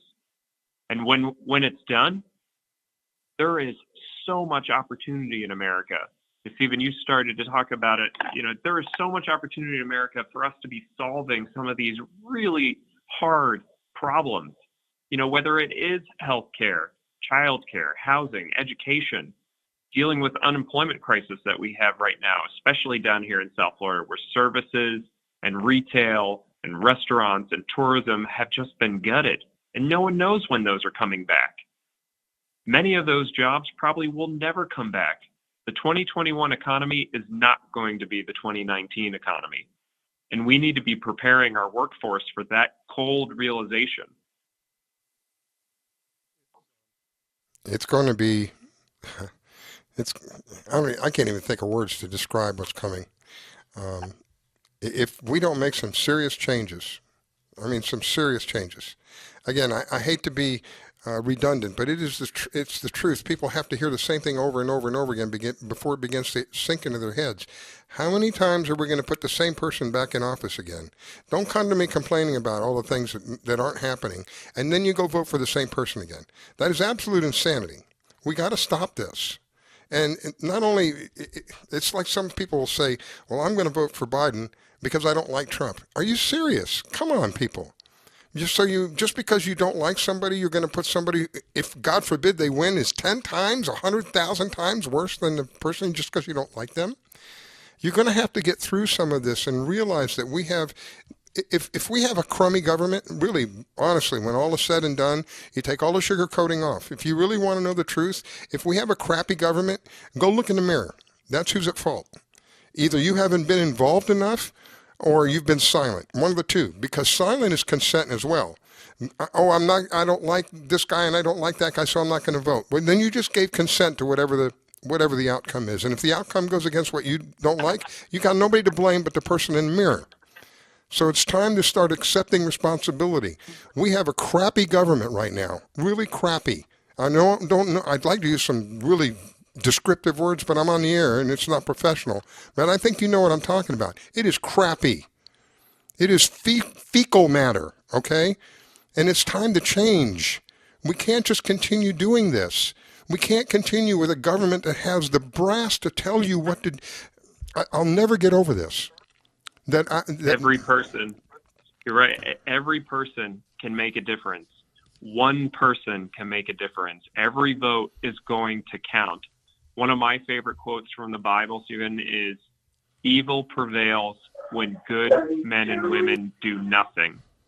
We are told and tried to, they try to trick you into believing that it won't matter. You won't be able to make a difference. It's not going to change. You might as well just do the same old thing. That is totally false. And if you believe it, it will be true. But you can make a difference. Yeah. And Cindy, who's on with me right now, Cindy, I got a lot of background noise coming through. That's why I got you on mute. You got to get rid of some of that background noise. But just a perfect example. My friend Cindy went before the board here in West Palm Beach and served them with complaint papers, non-negotiable complaint.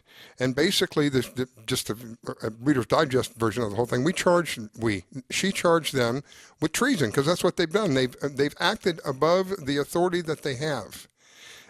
In 2 days after she served them, the governor started asking questions. I truly believe it was because the video that she was in went absolutely viral and went nuts. People all over the United States, people were showing this video.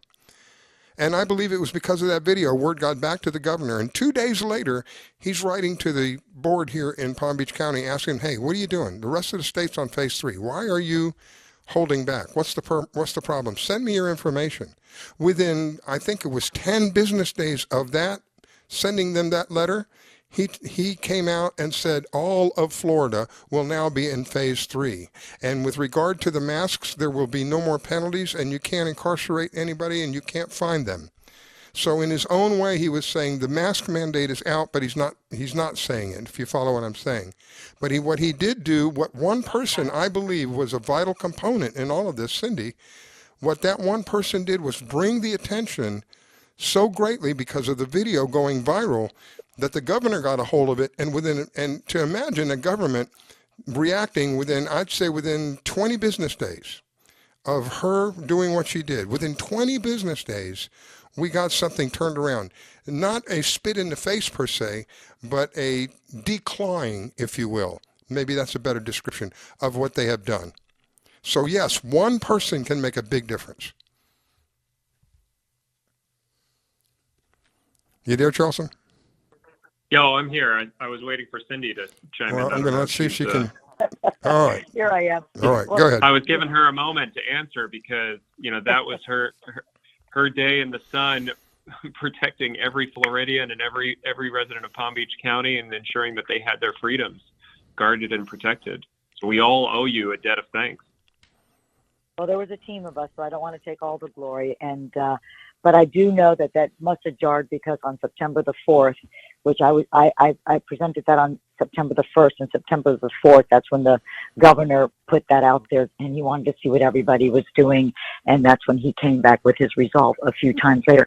But yes, what you're saying, though, is it takes only one. If you go back in history, there was always someone that had to do something to bring forth a change. Even the woman, I forget her name, and I know she's very famous, and it's just right now it eludes me, but the one on the bus, it took her to stand and say no more. Yeah, Sarah. Yeah. Go ahead. It just takes each one of us to do our part. And I think, Charleston, what I'm sensing, what I'm seeing as well, and what I think that even for you, that you stepped up in March to run, is when you see things the way it is, you say, this is unacceptable. We, the people, have to do something. And so, in your choice, you chose to run for this seat because you see the demise that's about to happen if we don't interject. So kudos to you for stepping up.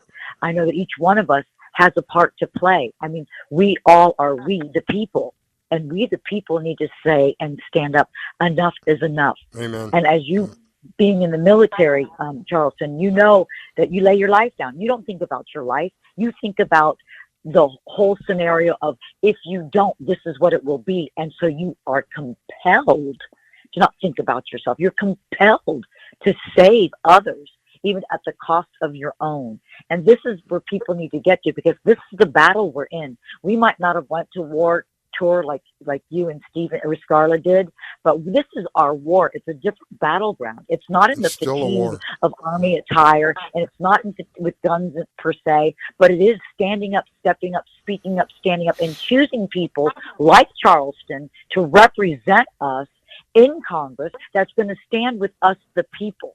Because after listening to Charleston and totally getting it, he understands he's there as a public servant, not as a hierarchy. And he is ever present. Every time I've had to call and ask a question, Charleston, kudos to you. You've been Johnny on the spot. If you couldn't get back to me at that moment, you'd get back to me. This is the problem. We need to be in communication with our leaders, and you have to be available to us, the people. And I've experienced this with you every time, and I haven't gotten that with a lot of people. And so I say to you, America, I say to you, those in District 21, I say to you, aren't you tired of lip service? Don't you want to see life service?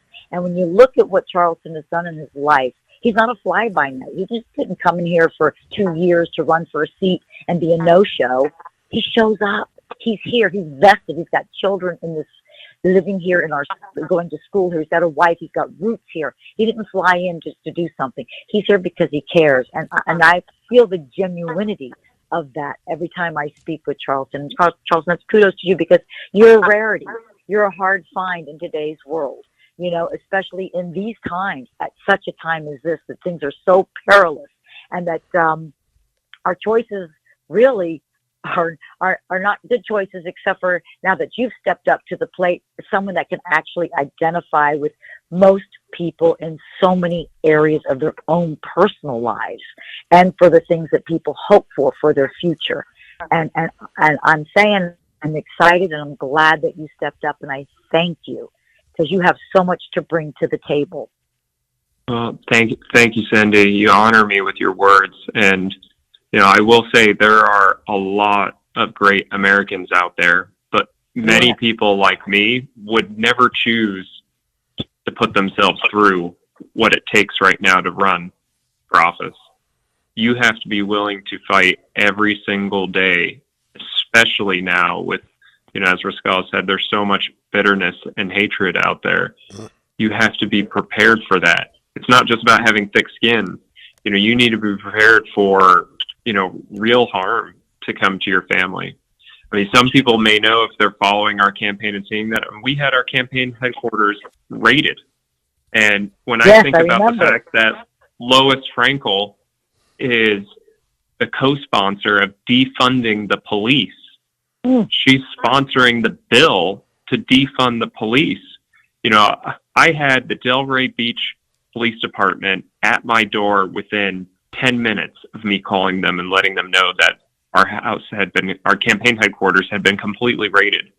And they showed up, and it was sad to hear, you know, the police officer talk about his girlfriend, who's a teacher, third grade teacher. They're having students write essays about the pros and cons of defunding the police. Wow. I mean, this is a topic of conversation that's happening, and this is the type of conversation that Lois Frankel is perpetuating. I mean, we talked about the sacrifices that veterans make. Well, that also is done every day with our first responders. I was a Scout Sniper platoon commander. Just bear with me for a second. I was a Scout Sniper platoon commander. I trained snipers, Marine Corps snipers, to go into battle. My chief scout, which is like your most senior sniper, he served in the Atlanta, Georgia Police Department for 8 years. He fought in the Gulf War and then got off of active service, served in the Atlanta Police Department for 8 years, and then re-enlisted after 9/11. He told me, we fought in the Battle of Fallujah together. We also fought in Operation Steel Curtain and Al Qaim, two of the major offensive campaigns that happened in the war in Iraq. And he told me that it was scarier for him on the job as a police officer than it was completely immersed in a 3-block war where you're throwing hand grenades and basically taking on bad guys every single corner and step you take. Wow. Because you never knew what was going to come. You know, you could have just been writing someone a speeding ticket and they pull out a gun and shoot you. You never knew Whereas when we stepped out of the wire with all of the Marines that we were fighting with, we were ready for it. He said, as a police officer, you're not ready for it. And that really, surprised a lot of Marines, a lot of combat veterans were really surprised. But when you thought about it, it made total sense. I mean, those police officers, those first responders that are out there, they are literally sacrificing themselves every day so you can sleep quietly at night. In military service members, we get a lot of credit, when a war happens. I remember how much we were praised and supported after 9/11, and that was amazing. America came together as a nation. But first responders do that too every day, and we're having a conversation today about defunding them. I can understand we might need opportunities to reflect on how policing is actually being led in our communities, and absolutely police forces should reflect the communities that they are protecting and serving, right? They are there to protect and serve. Right. I don't take that away at all. Absolutely. Just like our elected officials are there to serve us. Like Rascala said, we need to fire them if they're not doing their job properly. They're working for us. We're paying them. Well, so is the police force. The police force is there for us, and they are willing to make that sacrifice for us. Amen. Yeah. Well, I know that when I was growing up, police was completely different. Now, Cindy knows because her dad was a police officer. Right. But we had police officers that I called them neighborhood police officers. There were 6 police officers from my neighborhood. They would each serve, 2 of them at a time would serve 8 hours apiece. And back then, some of the things I did, they would take me to jail for today if I did them today. They didn't take me to jail. They took me to my dad, and I begged them, no, take me to the place. I'd rather go to jail than you take me to my dad. But the point I'm making is that it was a different kind of policing. It was a very hands-on, very open relation kind of thing within the neighborhood. And they were well known in the neighborhood. I mean, I knew them by first and last name. And it was completely different than we have today. My concern with the police that we have today is that they have been militarily trained as well as militarily armed. And that concerns me. I think that if anything, if there's going to be a change in the police departments, it should be just better training. But in order for an EMT to be an EMT, they go through, I think, 2 years of training. In order for a cop to be a cop, it's only like 6 months. And one side of the fence, somebody has the ability to take a life, and the other side of the fence, that person has the opportunity to save a life, and yet he has to spend more time in learning how to do that than the person learns in the taking of a life, the using of a lethal weapon. That would be the only thing I have that I don't like what I've seen in the police department. Some of them are heavily militarized, and that just concerns me. I don't think that kind of thing belongs in the neighborhood. You bring up, I had a great conversation, and this was with probably some other people like yourself, when we talked about really the difference between the idea of policing and law enforcement. And I feel like that kind of captures the heart of what you were saying between how policing was when you grew up. It was in your community, in your neighborhood. These people knew you. They understood, the difference between, some kids just, being rascals and some real problems in the neighborhood. But where we've gone with almost this concept of law enforcement is that it's very black and white. I don't know you. You're anonymous to me. The law is the law, and I'm going to enforce it at all costs. But the reality is, the one size fits all just doesn't work in every community. You just can't blanket enforce something the way you would in one community over another. We learned that the hard way in Iraq and Afghanistan. I mean, we've tried to be police forces around the world all over the place. You can't apply the same concepts and principles you would to Americans that you can to Iraqis or Afghanis. They have different cultural norms.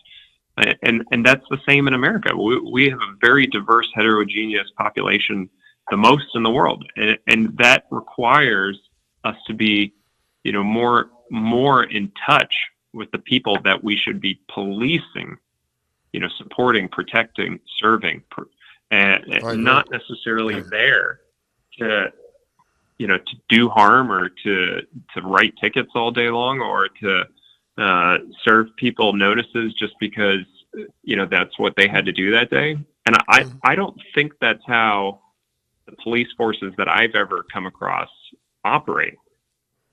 But that's not to say that that's the way nationwide. I don't know. I've sadly run across it a couple of times, and it's disturbing because they look down at you instead of they have a what's the word I'm looking for? Preformed opinion about you before you really get involved in conversation or anything with them. They make a decision about how you are, who you are, before anything really, begins to transpire.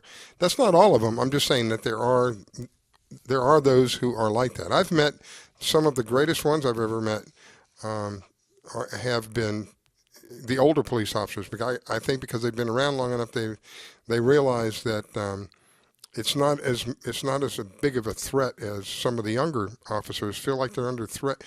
Some of them justifiably so, but some of them feel like they're under threat all the time. And so when they approach you, they automatically feel like you're a threat right off the bat. And you may not necessarily be a threat. That's where I see a difference today. Like I said, I'll just give you a quick example.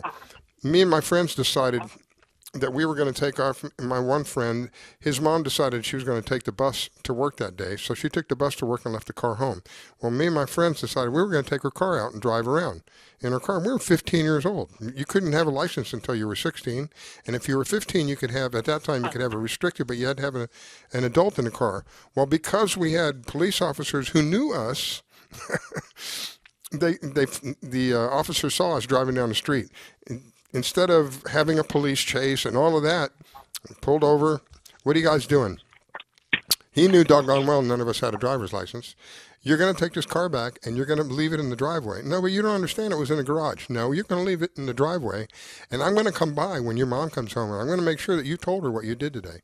That wouldn't happen today. That kind of thing just wouldn't exist today. It would be a major ordeal today, generally speaking. I mean, there may be areas where it is like I'm describing, but just generally speaking, that wouldn't occur today. It would be a major ordeal. It would be a police chase. Again, it's a reflection of both the children growing up as well as the police as well, because today children are pretty much conditioned in a lot of areas. If you're approached by a police officer, run for your life. That's just, they've been told believe it or not, by the educational system, by seeing different videos on TV, by their family, by their friends. If you see a cop, you better run for your life because they're going to shoot you, especially if you're a person of color. So I understand that it's on both sides of the fence. But if there's going to be a change at all in police departments, what I would like to see is just more training, better training on how to handle different kinds of people. Well, how would we even approach having them more invested in the communities like it was when you were growing up? Or Cindy, I'd be curious to hear about your father being a police officer and what it was like for him. He was a Metro. Go ahead, Metro Cindy. Dade. Yeah, my dad had a heart though. My dad, as a police officer, he would not actually always put himself in their shoes, but he had the empathy because he always wanted to help people to become better. So he would always rather talk to you first, find out where you're at, what kind of person you were. I mean, if you did wrong, he'd have to handcuff you. But in that, he would always try to leave a fatherly type of little something that you can bite on to say, maybe I can be better. Not that everybody changed or anything, but he always tried to leave and deposit something into that person, because those are opportunities to make a change in somebody's life, just to drop a seed of some sort, And Stephen, talking about the police, I think the biggest thing today is that our police officers are not taught our constitutional rights. And so they really don't know the Constitution, and they're acting out on just basically acting out. Yeah. Not all, but there was a group of them. As you know, I received an altercation myself, doing everything legally right, doing and administering my First Amendment right, and then being attacked. And then the way they attacked me, 3 people on top of me, and I'm a senior citizen. I'm a female. I have nothing on me. And it was just pretty terrible that happened to anybody. That's a classic example of what I'm saying about the retraining part. That they Right. it was like, well, it's either our way or no way. Well, you can still have it your way, but it doesn't have to be the way that you've been told it has to be. Like I couldn't believe that you were wearing a dress when all that was going on, right? Yeah, I was And they wearing a wanted dress. you to lay down on the ground. Get down on the ground. You're crazy, man. What the? Come on. Okay, so you're going to handcuff her, but trying to force you down on the ground, kicking you in the leg to try to trip you. That's what I'm saying. If there's going to be a change, it's not a defunding. It's a retraining or more training. Exactly. They need more training for when they do get into situations like that. That could have been handled much. Of course, it's easy for me to say because I'm watching a video and I'm not there live as it happens. But I can see that it could have been, again, going back in my day, the police would have been completely different. It would have been a completely Well, let me tell you different that response. the police back in our day would never even came up and did what those people did because we did nothing wrong. Yeah. They were just wanting to show muscle. And so we have egos involved. I think people that get into the police department, I think they have gang-like, some of them, mentality. I think, again, it is in the training. I don't say defund them. I say let's re-educate them. Yeah. Let's make sure they all know the Constitution before they get certification, just like every student from school should know the Constitution and know it before they graduate. It should be a prerequisite because those are our freedoms and our liberties. Those are our unalienable rights that God gave us, which were documented for every American to know. That's what makes America so great. And people just don't know, and people abuse and misuse, and then they put something on you that you think that you did something wrong when you didn't, and they were acting outside of the bounds of their authority. Yeah. Of authority. Yeah, I agree. And that's a real problem. Let me just offer, just a little bit of a flip because I obviously have a lot of friends that have joined many different agencies and police forces coming out of the military. And, they're all great Americans and servants.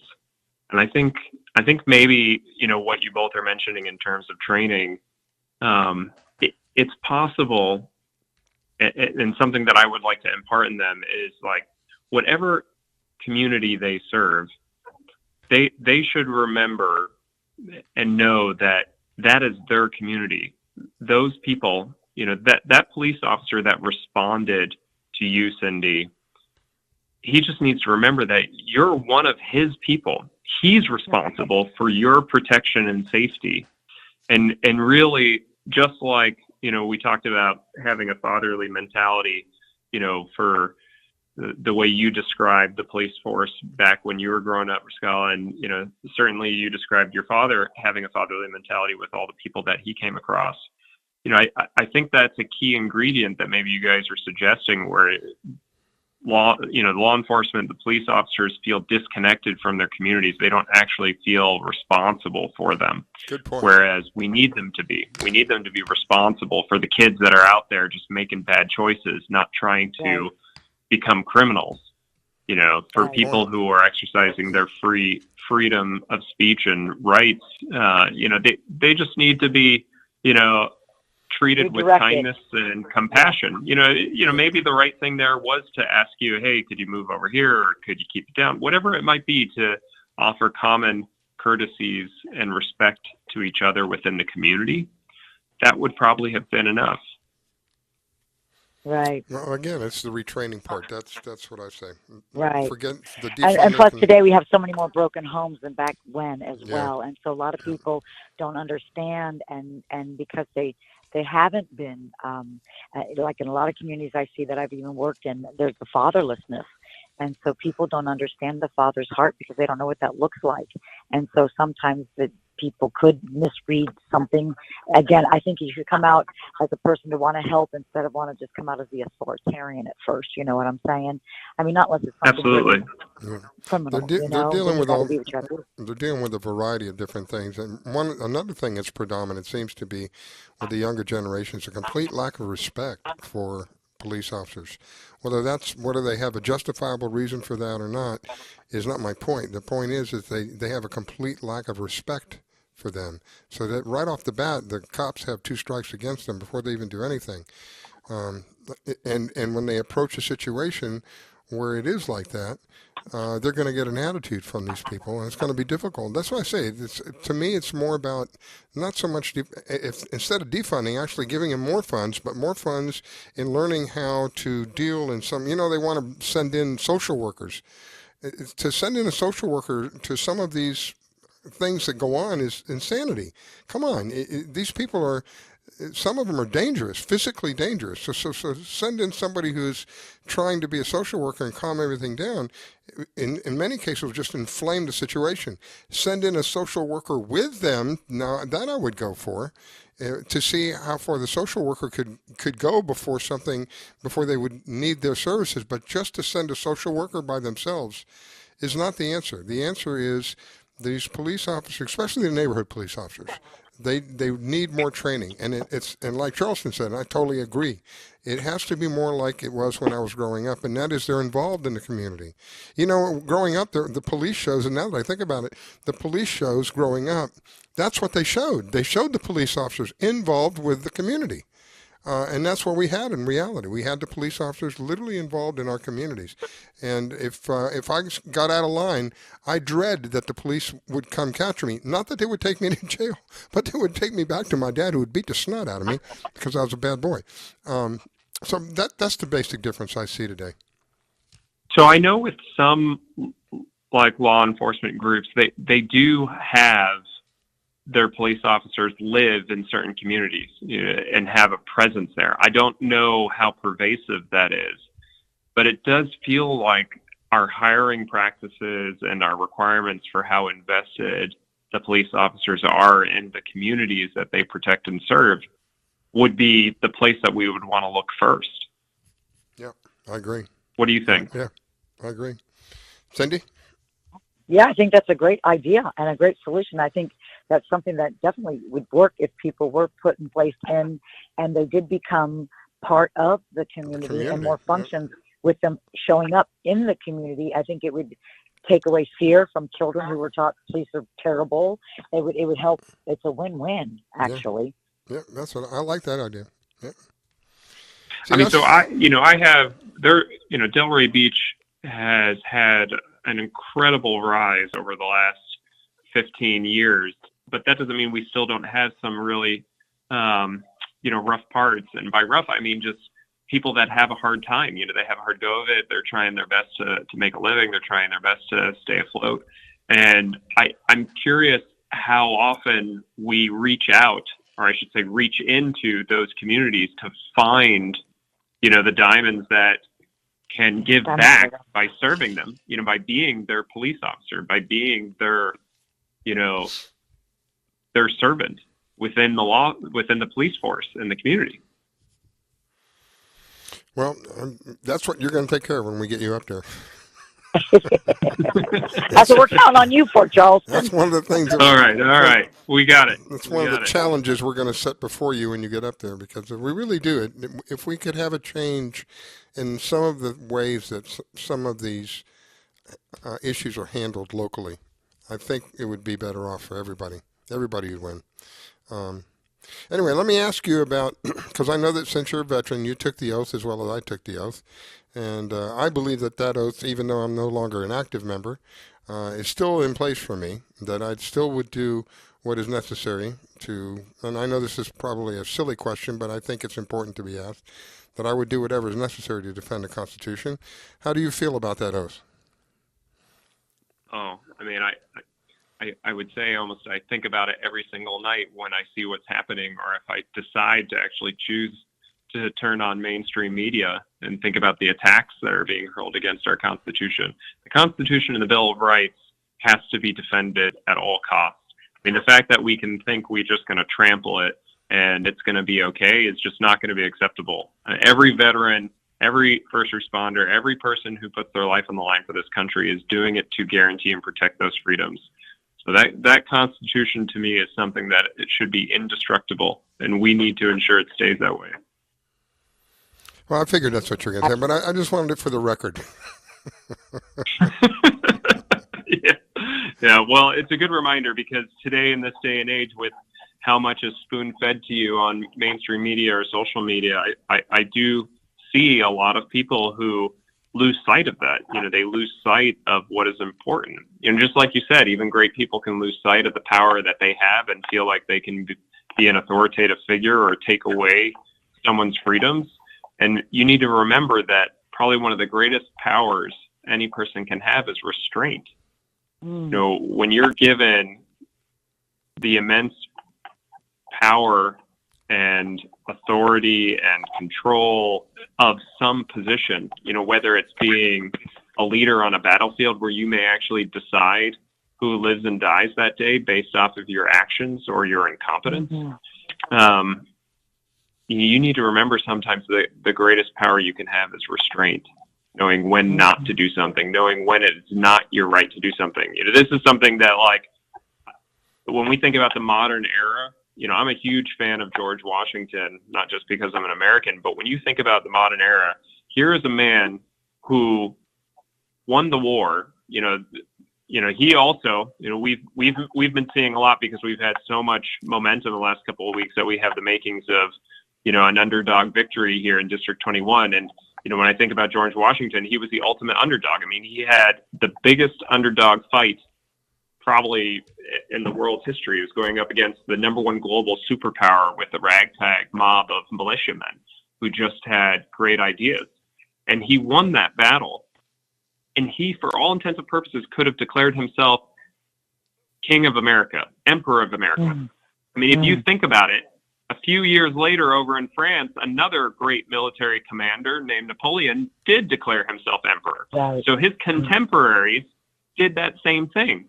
But instead, a man of 6'6" stature, not 5 feet something, decided to walk away. He decided to step down and let other people rise up and lead this country because he knew it needed to be a country of free people.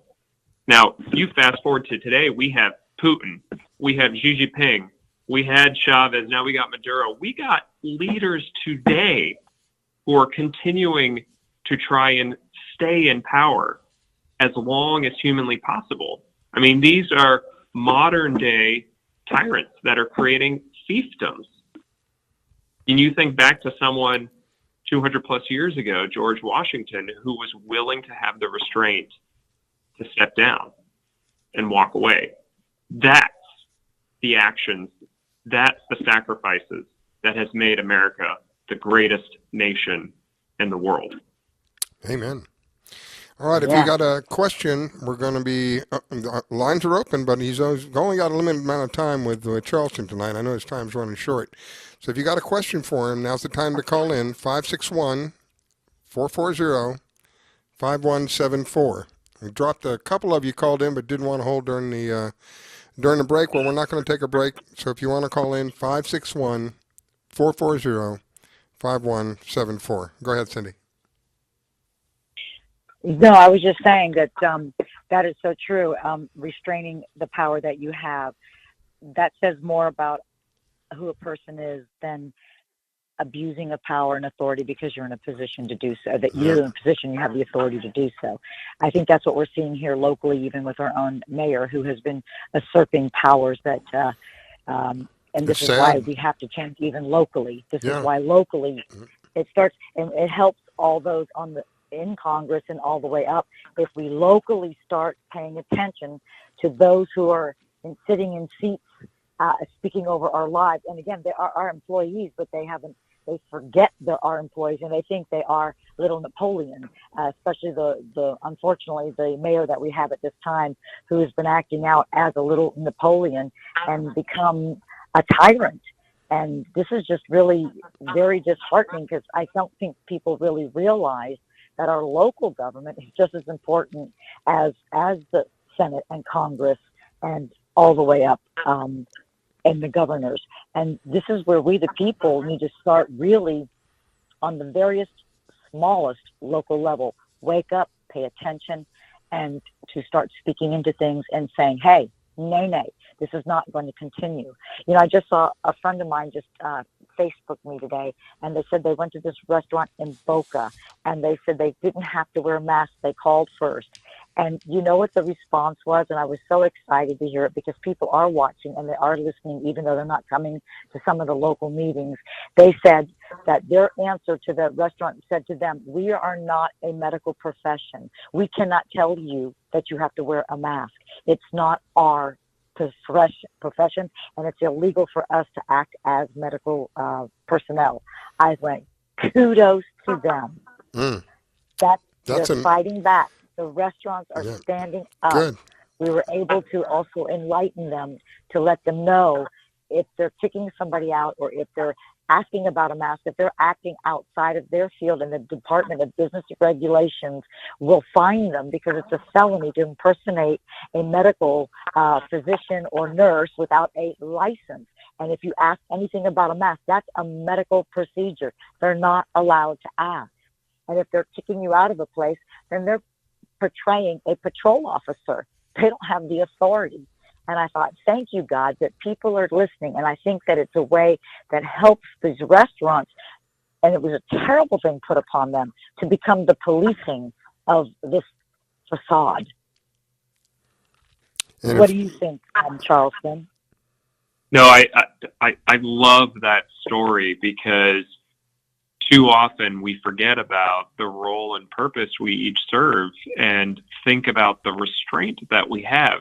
You know, it's too easy to abuse a power. It's too easy to try and convince someone to do something like, you know, Riscala said, you can walk into a gas station armed and steal money and walk out the door. Just because you didn't get caught doesn't mean that it's not wrong. Exactly. Right? This is why we have morality. This is why we have ethics.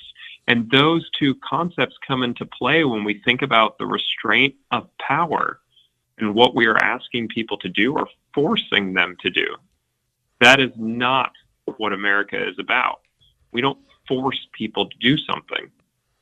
Yes, we guarantee their freedoms, their rights to choose. I respect every American, you know, who is, you know, potentially vulnerable, who is scared, who feels concerned or threatened. I implore people to do something about it, to help them, to reach out in need, to respect them, to provide a way out. I'm not here to attack either side. You know, like you said, Cindy, we need to bring people together. We need to spread a message of love. We need to be coming together in a crisis and getting through this so we can move America into the great opportunities we have ahead of us. Yes.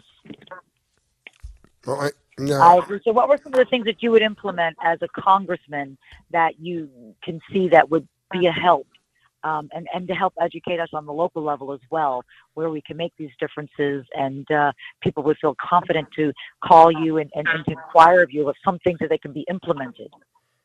Oh, I'll tell you straight up, you know, this is one of the things that I loved about, you know, being in the Marine Corps and, you know, serving this country in combat and then going into technology startups is that I live to solve problems and I'm not afraid to tackle them head on. You know, one of the things that I constantly gripe on is we cannot ignore problems that exist.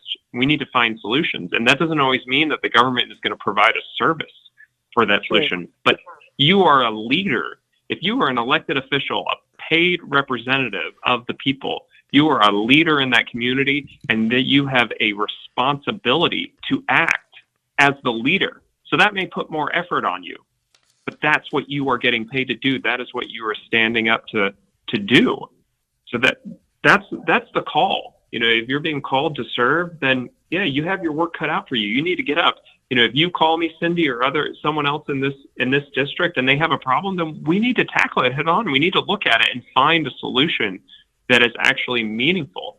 And that doesn't mean that there can be an abuse of power. That doesn't mean that there's a legislation even to be passed to the federal level. But that does mean that there may be something that needs to be done at the local level, or that does mean maybe it's something that just needs to be raised, you know, and given the awareness to the people so that we know how to act. I agree. I totally agree. And it's done at the local level, like you said earlier, Cindy. When we have proper representation at the local level, it kind of works its way up, and that's something that we need to focus on in the next election, on this local level that's coming up. We need to replace these people. In the meantime, those who are going to be in Congress, those who are going to be writing laws and looking at what is going to be good and what's not going to be good. We've got to be looking at that as well. And I can't find a better candidate than Charleston. Yeah, I mean, the number one thing that I am focused on and really, really active and passionate about is we need to help Americans get out of this financial crisis. There is, and we've already talked about it a little bit here, Scala, but we have in Palm Beach County well over 10% unemployment, and many of those jobs and businesses aren't coming back.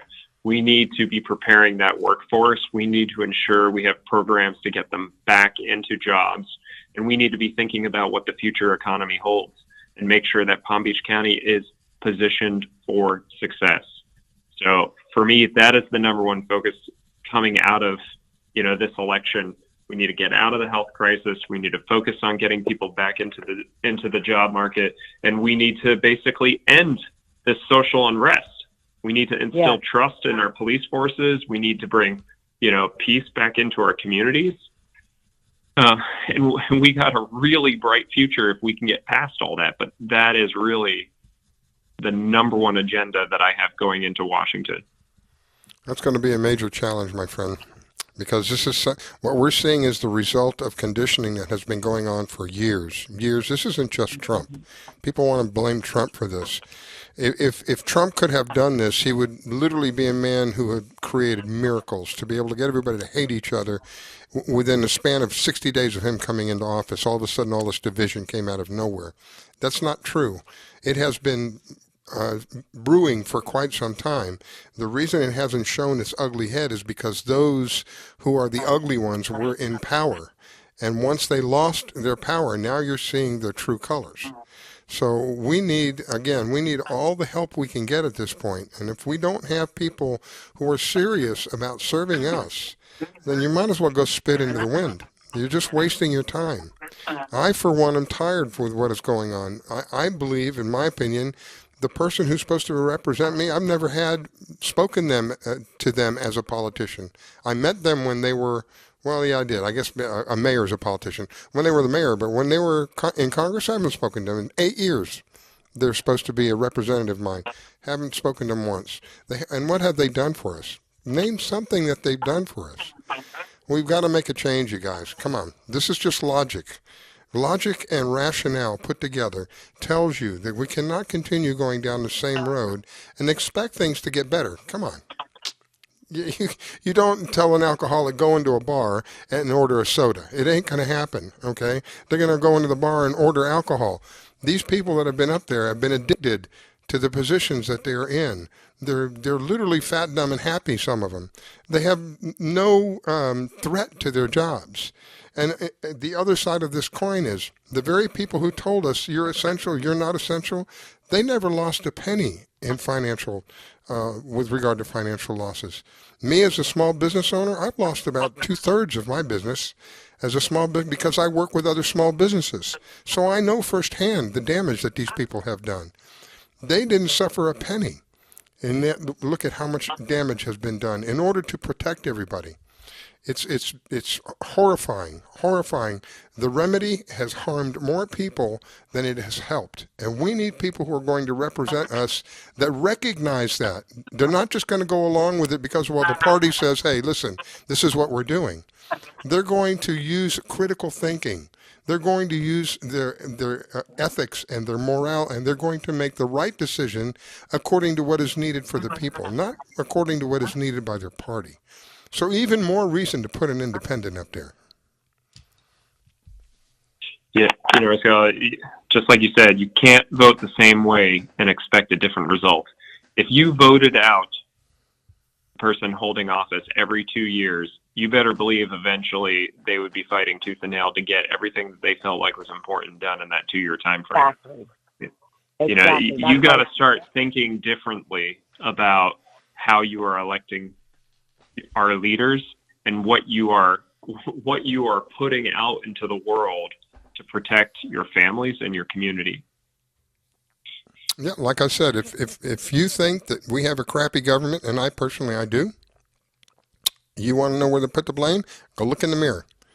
So now that you understand, now that you're not the understand only that. one. I think Riscala, that we got 18%. I think we're 18 or less % approval rating on the current Congress. Yeah.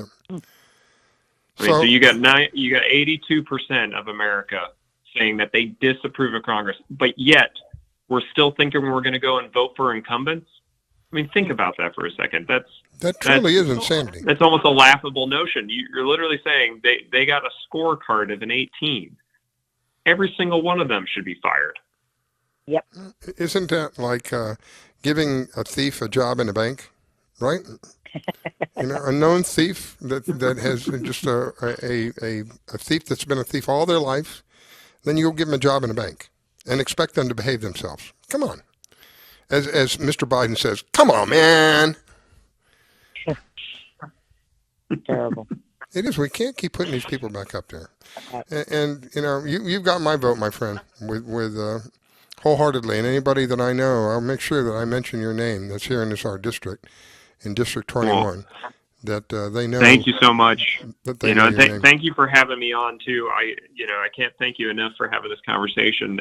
We get more and more fired up the more we're out there engaging with people and talking to Americans like you that are just frustrated and fed up with all of this. And if anyone out there that's listening wants to learn more about me or my campaign, you can go to votecharleston.com. You can engage with us on media. We do our best to respond to everyone who writes us. You can go to @VoteCharleston at Facebook, Instagram, and Twitter. We will do our best to respond. And thank you so much for having us. Cindy, thanks for calling in and having a great conversation. I really appreciate it. Well, I really appreciate you stepping up because really, honestly, this vote is very important, and we cannot vote for people for popularity. We cannot vote for people because somebody is, young and they think that they're going to start a career being a politician, and basically they don't show up to anything else. So why would they show up to the office and they still get paid? And for me personally, every time I speak with you, you're a man of integrity. You're a man that is going to go and get things done. I see that in your personal, encounters. It's refreshing to know that there's somebody else running as opposed to just two people, one who, like you said, has been there for 8 years and has done nothing for us, the people, and one who hasn't really even lived life to even understand the causes, that don't understand life in general. They don't have the forewithal. They don't have the experience. They don't have the character, the stamina. And so for me, you're an answer to prayer, Charleston, honestly. Well, thank you, Cindy. And thank you so much, Stephen. Thank you so much for having me on the show. This has just been a great opportunity. Well, I'll have an archive set up, and there'll be a link on the Red Pill Reality Show on Facebook for anybody who wants to. If you've missed any part of the show, there'll be an archive set up there, and in the description area, there'll be links to Charleston and his website. And I'm hoping and praying that those of you who have heard this message will tell your friends. Exponentially, we can get the word out there much faster than $1 million worth of advertising if we do it by word of mouth. And it has been proven to me that a recommendation by word of mouth is much, much, much stronger than a recommendation over TV or a radio ad. So if you could do that, that would be great, because we'll be making a change that is a positive change. That's important. A positive change for our future, for our children, for our grandchildren. We've got to start somewhere, and the somewhere is now, people. Logic and rational thinking tell me that the two main people running right now, neither one of them are worth a spit. That's just my honest opinion. Neither one of them. Loomer never shows up to anything. Cindy didn't want to say her name, but I'll tell you her name. Her name is Loomer, and she doesn't show up to anything. She's just there for the spotlight. When the spotlight's there, then she shows up. This is what we can expect if you put this person, if she happens to win, if you put that person back up there, that's what you can expect. So if you think voting for her is going to give you the change you want, you might as well go spit in the wind. You're just wasting your time. We need somebody who is genuine, who has skin in the game, if you will. And this man has skin in the game, and the skin that he has in the game is he has a family here locally. He's dealing with a lot of the same problems that you and I are dealing with. And that would be a representation that I would want. The other person, like I said, they didn't lose a penny, not a financial penny have they lost? Yet they will tell you you can't go to work. You can't go to the park. Your schools have to be closed. That's insanity. It is insanity. Anyway, thank you, Charleston. I know that it's going to be a rough ride for you, but whatever we can do, whatever I can do, you just let me know. And we'll keep on putting your name out there, and we'll stick it up there on the on the Facebook page. Thank you so much. You're a great American. Have a great night.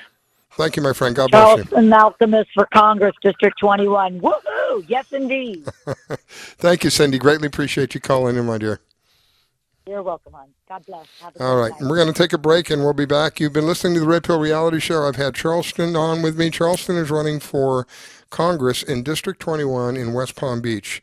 If you want to make a change, people, now's the time to make the change. The change is, let's put someone like Carlson up there and let Carlson start to straighten out this massive cancer that we have, because that's really what we need. Somebody who can just get up there and not be afraid to deal with these people. This man has served in active duty in an active arena. You can't be more brave than that, where the enemy's literally hauling hand grenades at you back and forth.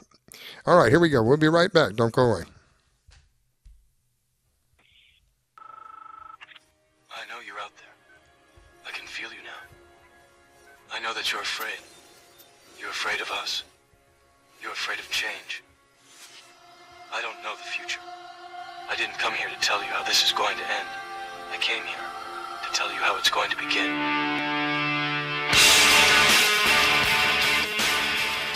Do you enjoy WCET radio? Are you addicted to the wide variety of topics and personalities? Do you know we depend on you to survive?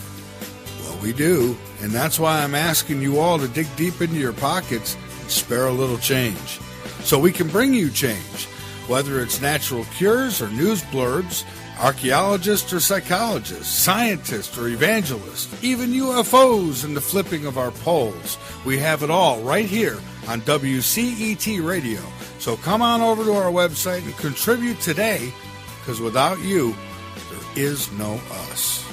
WCET Radio. We cover everything. Late Nighters and WCET radio listeners around the world, listen up.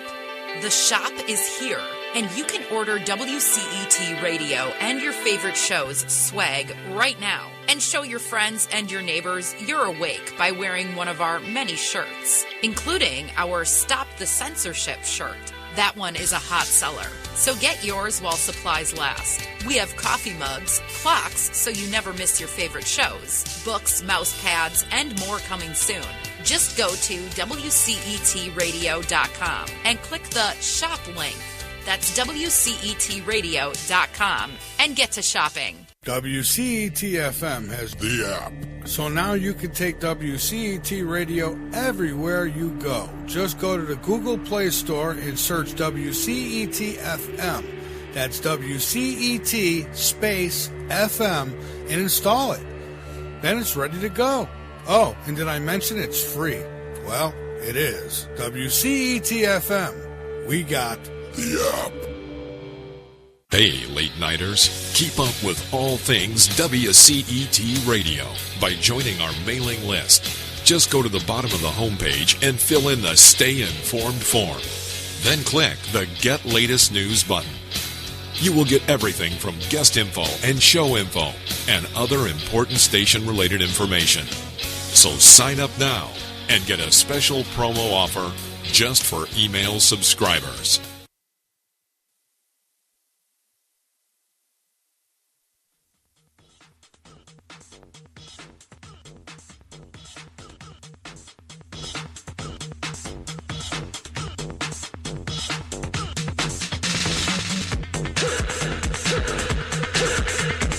Take the red pill, take the blue pill, take the red pill, take the blue pill.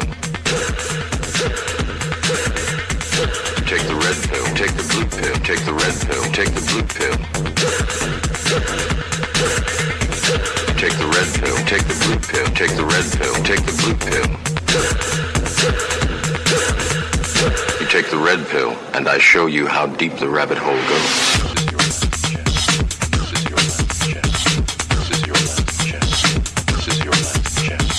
This is your last chance. chance. After this, there is no turning back. You take the blue pill, the story ends. You wake up in your bed and believe whatever you want to believe. You take the red pill, take the red pill, take the red pill, take the red pill, take the red pill, take the red pill, take the red pill, take the red. You stay in Wonderland. You stay in Wonderland, and I show you how deep the rabbit hole goes. You're listening to the Red Pill Reality Show with your host, Rick Scala, every Saturday night from 9 p.m. to midnight.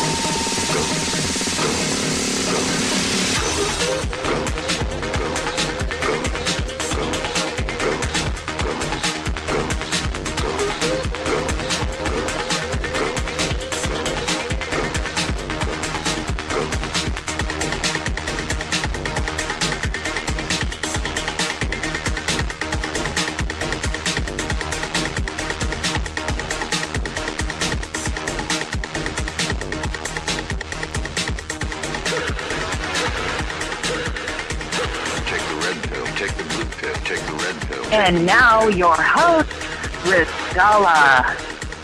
Take the red pill, take the blue pill, take the red pill, take the blue pill. All right, we are back. It is a Red Pill Reality Show. It is an honor and a privilege to have you listen in. Thank you for taking time to do that.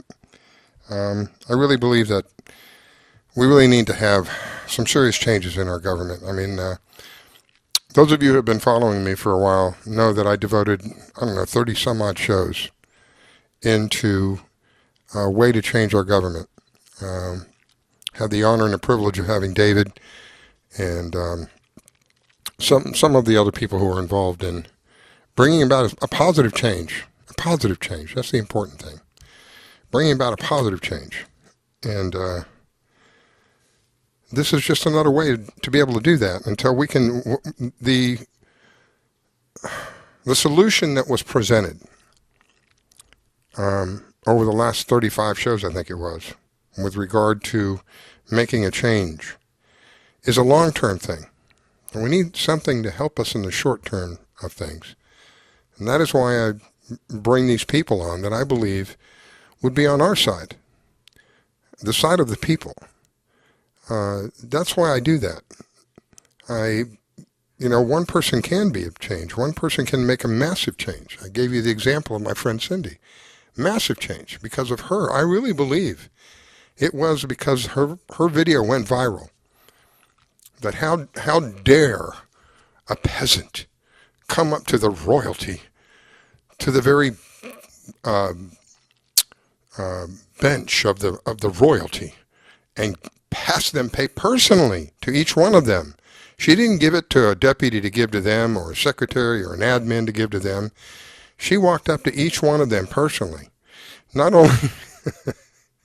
only did she violate the rules, she violated their personal space. She was in their face. You are served. There's no question about what is going on. One person can make a big difference. And she'll be the first to tell you it wasn't just her, it was a whole bunch of people working with her. But she was the one who had the courage to get up before these people. I've been told by a friend of mine who had been in a war with them for many years because of the profession that he was in. I won't say any more than that. That person told me, you be very careful with these people because they're like a mafia almost. And that's really how it is. If you take a good look at what's going on in our government today and the overall aspect of things, it's like a giant mafia that's going on. They're all working together for a common goal. The common goal is to get rid of the president. Isn't that what a mafia does? They work together as a family for a common goal of some sort? I guess in the mafia's goal is to make more money and get bigger somehow, but that's what we're dealing with. And my friend said to me, you be careful. These people are like a mafia. They're dirty. They'll stick all kinds of stuff on you. If you stick out like a sore thumb to them, they'll make sure that you get all the aid that you need. It won't be the kind that you want. So it takes some courage to get up before these people and serve them with papers, a non-negotiable. I mean, those of you who don't understand what that means, it means there's no negotiation. You have broken your oath. You are in violation. There's no ifs, ands, or buts. It's not, well, maybe, well, if you give me this or if you do that. No, no, no. You are wrong. Period. Done. End of sentence. There is no more to say. Get your act together. This is basically what she told them, those and the people that were behind her. And she did it in such a fashion that it not only did it shock them, it shocked a lot of people on the internet. So much so there was thousands of views of this video of her going before the board. If you haven't seen the video, you can go on YouTube and search for Palm Beach County, you have been served, or Palm Beach, you have been served. Either one, I think we'll bring it up. And you'll see the courage of one individual who goes before a Goliath, if you will. I don't know how many of them are on the board, 7 or 8 of them, 5 of them, I don't know. 6 of them, I don't know how many. There's a bunch more. There's a lot more of them on the board than there is of her, okay? And she went before each one of them and served each one of them in a polite and respectful, but a very firm way. Like there is no ifs, ands, or buts. You're going to have this served upon you. There's no getting away from it. It's not giving it to someone to give to you, and then they can say, well, they gave me a paper, but that wasn't what it was. No siree, buddy. Done in such a way that there was no out for them. And like I said, they were given 10 days to respond. 10 days would have put it around the 14th of the month, somewhere in that neighborhood. Well, 2 days after she did what she did, 2 days, two business days after her serving them, the governor decided to get involved. Within, 10 or 12 business days of that, the governor decided that all of Florida was going to be on phase 3, because prior to that, these people were, like she said, the mayor's like a dictator. He is purposely withholding businesses from being able to be open. I can't help but believe that part of it is political. If they can keep the economy down and keep the people down, the economy, they can blame the governor, who happens to be a Republican, and they can blame the president, who happens to be a Republican. And the governor stepped up and said, no, all of Florida will be on phase 3. And the thing with the mandates, I guess his own way of saying, you don't have to wear a mask if you don't want to wear a mask, because what he did is he said, well, we're not going to enforce that anymore. Anybody who's been penalized or got a ticket, because some places were giving out, some places were incarcerating people for not wearing a mask. Come on, guys. This is ridiculous. Really, truly. This is not what I fought for, and I don't want to speak for other veterans, but I promise you, I would venture to say 9 out of 10 of them would tell you the same thing. The government does not have the right to tell you what to do. This nonsense about protecting and the benefit or the good of all is a bunch of baloney. It doesn't give them the authority to override the Constitution. Like I played that small clip for you early on in the monologue. They do not have any rights. The government has no rights. Please understand that. We are the ones with the rights. The government is delegated and responsibility and authority. And when it's the purpose of the delegation is that it is done on a what's the word I'm looking for? On a semi-permanent basis, on a temporary basis of some sort. And there's a reason for that, so that the delegation of authority that is given to them on a temporary basis can be taken back at any given time. The majority of people out there don't even know this, don't even recognize this, and it's done by conditioning them. It's done by a system that has been in place.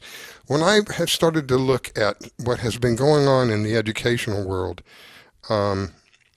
it disturbed me, because in the educational world, what has been happening is that our children are being literally indoctrinated to hate our country, literally.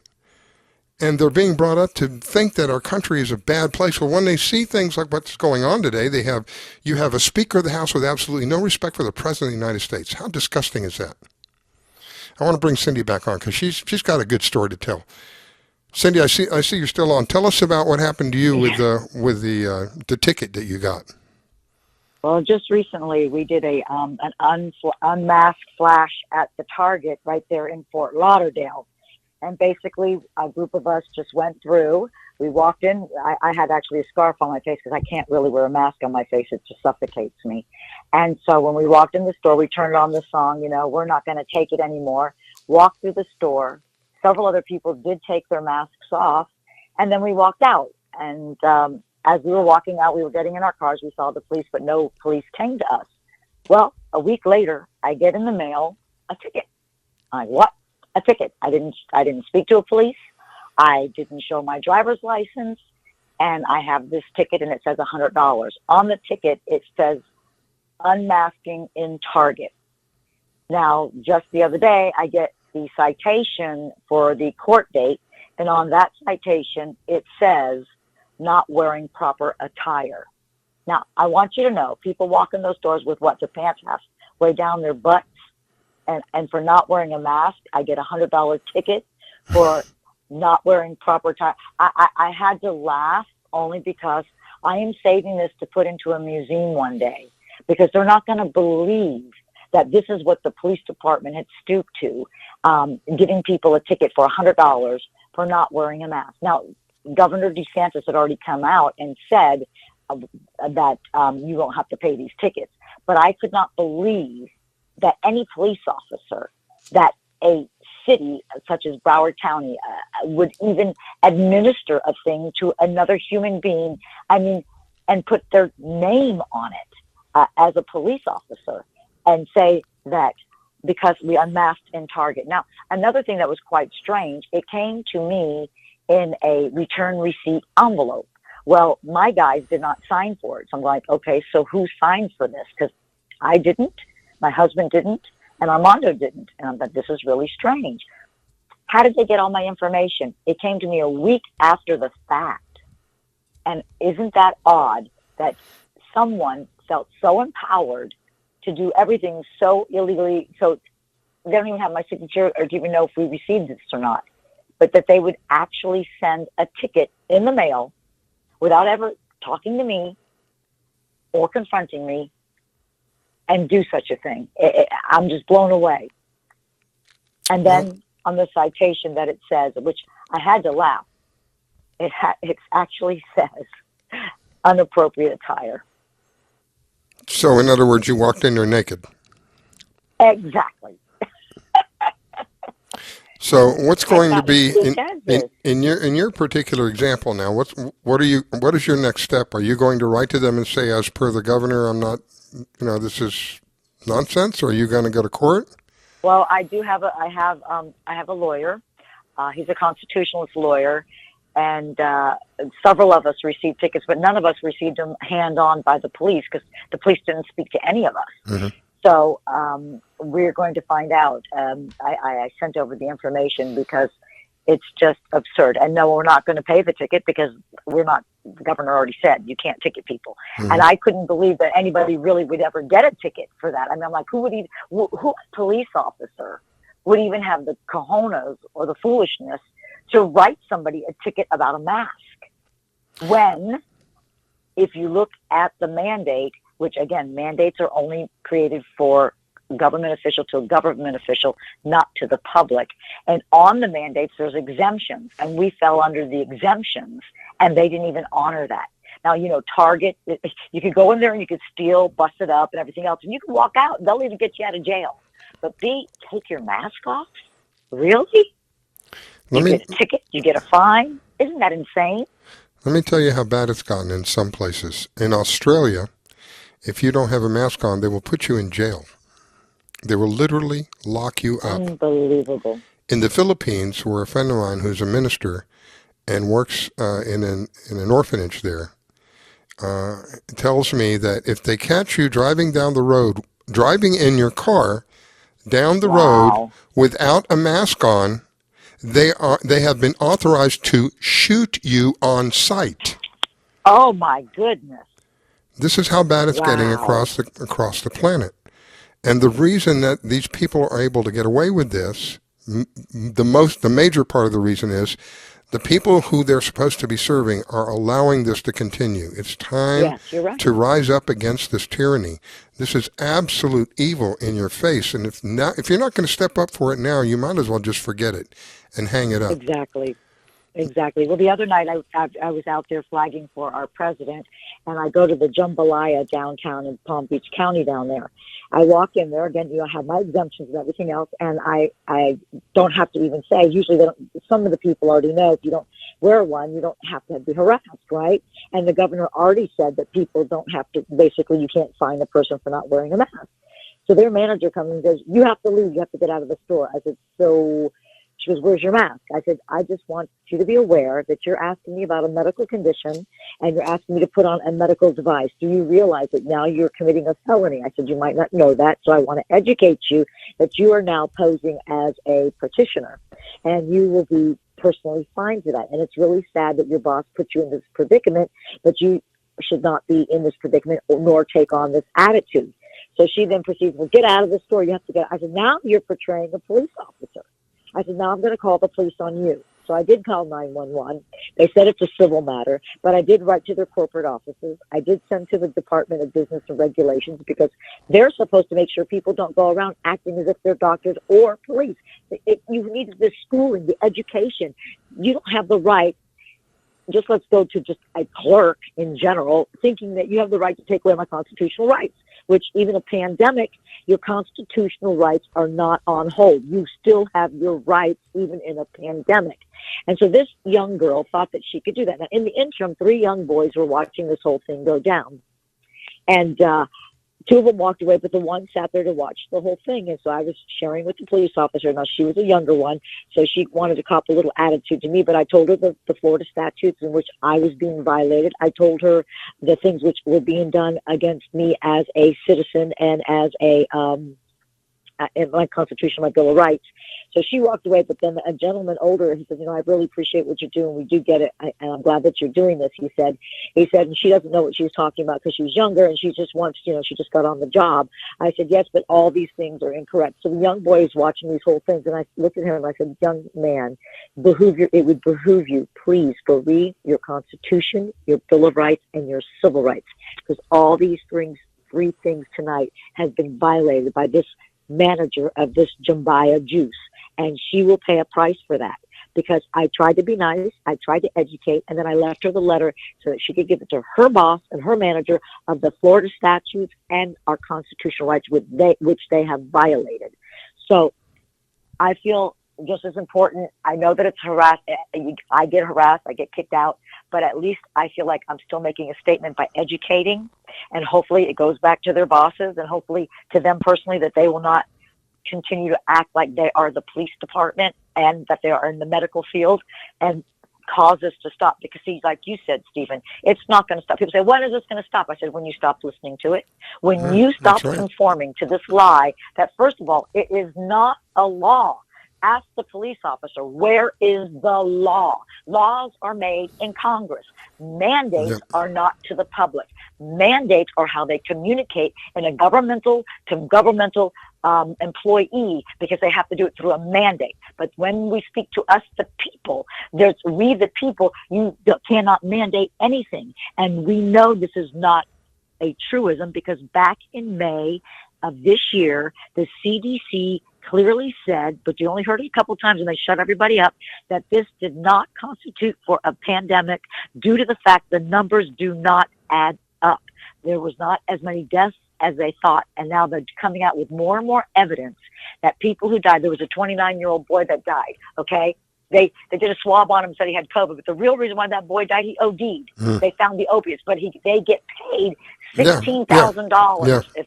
So this has all been a scam, a moneymaker. Do you know even that Kerner, who is our mayor here in Palm Beach County, his supporters, okay, had these masks made already in February, okay, because they knew this was doing this, okay? And they had them made in Bangladesh or something, right? They weren't made in the United States. They were made somewhere else. Exactly. On top of that. So these were the supporters, and so that's why he put the mask mandate, because his buddies needed to make some good money. Think about the money they're making. Yeah. It's disgusting. So here's, numbers don't lie. In my experience, numbers are always true. 2 + 2 always equals 4 unless there's a lie somewhere in there. So here's some interesting numbers. In 2018, the total number of deaths in the United States were 2,839,205. 2,839,205. That was 2018. 2019, 2,813,503. So you see the two numbers between 2018 and 2019, the numbers are pretty close. Both of them are 2,800,000. One of them is 800,039. The other one's 800,013. So the two of them are very close. In 2020, with this pandemic, as of September the 24th, now I fact-checked these numbers. Anybody wants to fact-check them, please do it, because I have fact-checked these numbers. In 2020, as of September the 24th of this year, in 2020, we have 2,033,736. We are about 800,000 shy of even coming equal to the last 2 years. So where's the pandemic? Exactly. And this is the lie. When people say it's a hoax, this is the hoax. It's not that the virus is not deadly. This is the hoax. The hoax is how we are handling it and how it is being subjected to us. The perpetration of fear. People walking around, people driving around in their cars with their windows rolled up, their air conditioner on, and a freaking mask on drives me crazy. But it just shows how much fear has been perpetrated by the media. So those of you who may not realize it, in 2018, 1.5 million people of that number, 1.5 million died of tuberculosis, a virus. Yeah. 1.5 million died of tuberculosis. We weren't wearing masks. We weren't shutting businesses down. We weren't telling somebody they're not essential. None of that. We didn't go into a quarantine. Why? Why didn't we do that? Why? Because the media didn't tell you to. That's how powerful the media is. That's true. And I want to just make another statement. You know why they cannot make you wear a mask, but they freely have you do that? Because they put you in fear. Exactly right. Because people, I see them. They're so scared. People don't understand. Their fear is causing them to give up their constitutional rights. That's why you did not hear Governor DeSantis say, we make it a suggestion, but he knew he couldn't violate our constitutional rights by telling us we had to wear a mask. So what they did is they promoted and perpetrated fear, and you freely gave up your freedom because you were scared of a flu. And now, they know as we've that. heard, even the president just had the flu. He got out of it, not even a week. And he found a better medicine. It always was a 98.9% recovery. And the president himself said, don't be so afraid that this thing, exactly. I'm paraphrasing, but don't be so afraid of this, that he made it through. And again, in the beginning of the monologue, I said, his uncle got all of the papers that were confiscated from from Nikola Tesla. There's a lot of information in there. I really believe he's going to bring forward some new technology that's just going to blow people's minds, because one of the things he said that stood out in my mind, that's really kind of caught my ear, he said it was like a miracle from God or a present from God or something from God. I don't recall exactly what the word was, but from God I remember specifically. And he said the cure. He said the nasty C word. He said cure, C-U-R-E, repeatedly.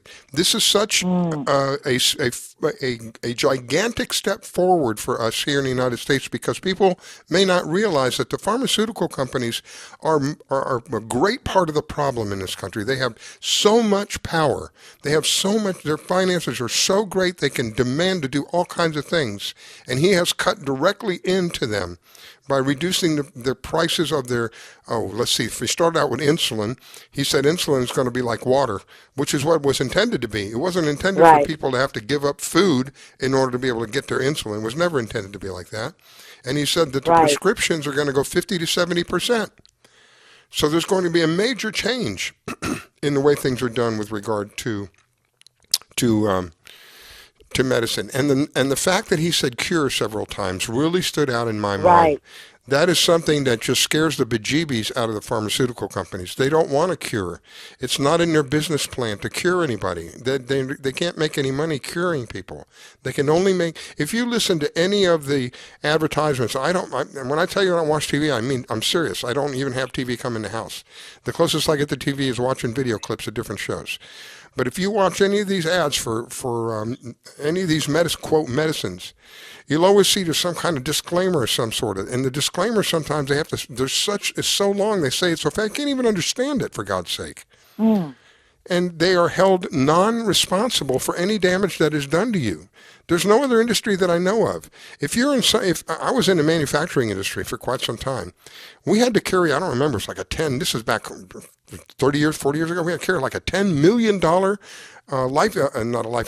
million accidental or a, what was it called? A product defection insurance. And the products that we were making, in case something was defective and hurt somebody, we had to carry $10 million. They could sue us. Yeah. You know?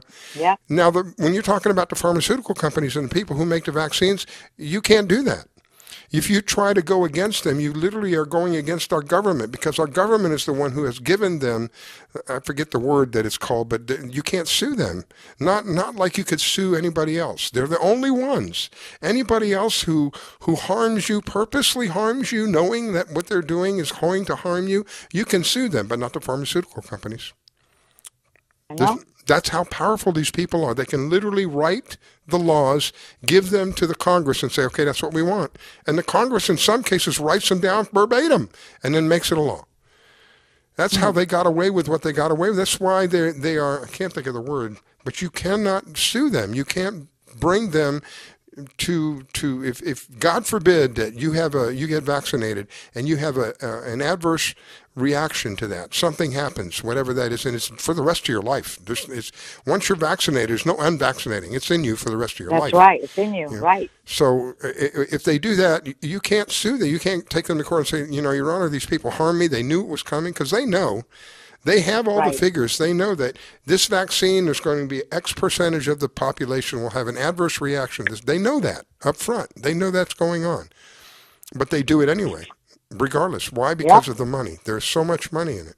So there's a lot that's changing, particularly in the healthcare industry. This president has done some unbelievable things, truly unbelievable. The fact that he was able to stand up, I think he was at the either the Ford plant or the Whirlpool plant, when he said, and again, I'm paraphrasing, I've made some very wealthy people very upset with me. He was talking about the pharmaceutical industry, very upset with me, and they're not going to be very happy with me, but the pharmaceutical prices are coming down. I'm taking the middleman out. And you're talking about billions of dollars. That's a lot of money that has been literally extorted out of people. Some people have had to give up food in order to be able to pay for their, quote, medicine. That's not going to happen anymore. I remember my grandmother, one pill, Stephen, the smallest pill I've ever seen in my life, $300. Wow. Insane. And when we talk about the government and them saying essential and non-essential, those of you may not realize it, but we have a governor who realized that. Governor Christy Noem.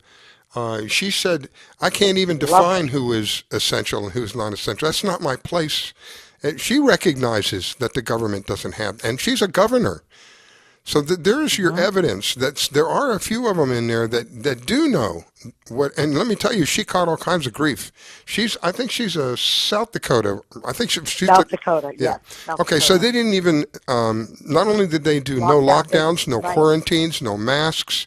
They had the Sturgis reunion there, which is, I don't know, a couple of 100,000 people. We didn't have people falling out right and left. It wasn't like the quote pandemic that they want you to believe. There wasn't people dying in the streets, and their hospitals weren't overwhelmed. Nothing of that nature happened. Why? Because what we've been told is an absolute lie. When I first heard about this whole thing, I thought something's just not right. And the more that you look into it, the more you realize this was planned. Well, now they're exposing it all. Now people are really, they are exposing all the lies, all the deceits, and all these things, and even with Cuomo, all the murder on his hands for killing all the elderly.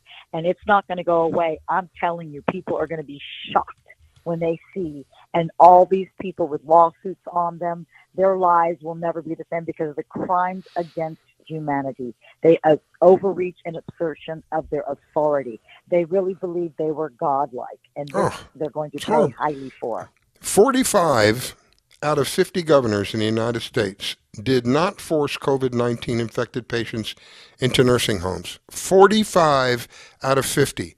5 did. Guess what political party those 5 were? Andrew Cuomo. Let's see, it starts with a D, ends in an R, like a demon rat party. Andrew Cuomo, New York. Tom Wolf, Pennsylvania, Phil Murphy, New Jersey, Gavin Newsom, California, and Gretchen Whitmer, who, oh my God, they're trying to kidnap me. It's all your fault, Right. President Trump. Everything is President Trump's fault. Everything. Yeah, and it's Okay. Black Lives Matter who did kidnap her. It wasn't anything to do with the Proud Boys. It was the Black Lives Matter Antifa, and they did that on purpose to make it, again, look like it was the good guys. And Yeah. it's never the good guys that are doing the bad. It's always the bad So guys. that, if you're thinking about voting, again, we're back to the two major parties, but if you're thinking about voting for a Democrat, this is what you're going to get. A Democrat, a governor who knowingly sends sick people into a living assisted home of elderly people, knowing that their immune systems are compromised already, sending sick people in there, and I think it was almost 40%. This is a freaky. This should really disturb people. Almost half of all the deaths up until September, I think it was, or August, almost half, 40% of all the deaths were within those 5 states of those men and that one woman doing what they were doing, forcing the sick people back into the homes and getting more people sick. That was murder. That is genocide. And I hope and pray that they face justice for that. And I believe they will. I think that's what we're going to see. And I think there's a lot of people who believe this lie and just, oh, that's just conspiracy theory. When it all comes down and they start to see the totality of the truth, because they're still blinded by their own issues of hate or propaganda that's being programmed in them from the television. When they come to that realization, because it's going to be coming out and it's all going to come out on the plate, I don't know how they're going to function. I don't think that they're going to do very well, because they're going to believe, what do I even believe in anymore? Because see, they are godless people, many of them as well, and they're going to really be dismayed. And that's the time that we need to move in and help them through it, because they're really going to be freaked out. Well, I know for me, when I found out what I found out about the Vietnam War, I thought I was having a nervous breakdown. I really did. I didn't know what was reality anymore. How could the government go kill all these people over a lie? Over a lie. Over a lie. I know. How could they do that? And then in 2002, I watched them do it again and again and again. Oh, weapons of mass destruction. Well, we know they're here, or they're over there. We know they're somewhere. They haven't found them. And they're still there to this day. And they're still in Afghanistan. And they're still in Libya. And they're still in Yemen. Thank God this is the first president who has, the first term, he has not started a new war. He got involved in a couple of them that were already existing, but he's actually bringing people back. He's got 3 so far nominations for a Nobel Peace Prize. 3 Nobel nominations. Prize, yeah, who really actually did make the Nobel Peace. Meaning the former president didn't do anything and they gave it to him. He did absolutely nothing. No. This president has gone out of, my goodness, he was the first president to cross over that threshold from China with Kim Jong-un, whatever Korea. you pronounce his name. Yep. Amazing. We saw so many firsts, so many things that were never done. Him praying at the Wailing Wall, making Jerusalem, the place for the embassy. So many firsts that so many people had said and never did. What an amazement, and 4 short years with everything that they can. This was not an easy. He had to fight against every obstacle, stay like his eyes set like a flint on what he was doing and not just get distracted, even though they threw everything at him, from Stormy What's-Her-Face Daniels to the Russian collusion to impeachment, to all kinds of nonsense. And look how much he accomplished, even with all the negativity. Can you imagine what he could have done and how far further we would be? And he still hasn't stopped, and we're going to see the fruit of that. I truly believe that, because God is a just God, and I truly believe that God has called President Trump for such a time as this. There's no other human being, not any one of those other candidates that ran for presidency, they would have buckled a long time ago. I don't know of anybody that could have handled what he has handled for 4 years, repeatedly, and that's over why and over and over. I feel so compelled with Charleston Malkemus, because Charleston has that same character. Good, man. That's what we need. It's not about stardom. It's not about prestige.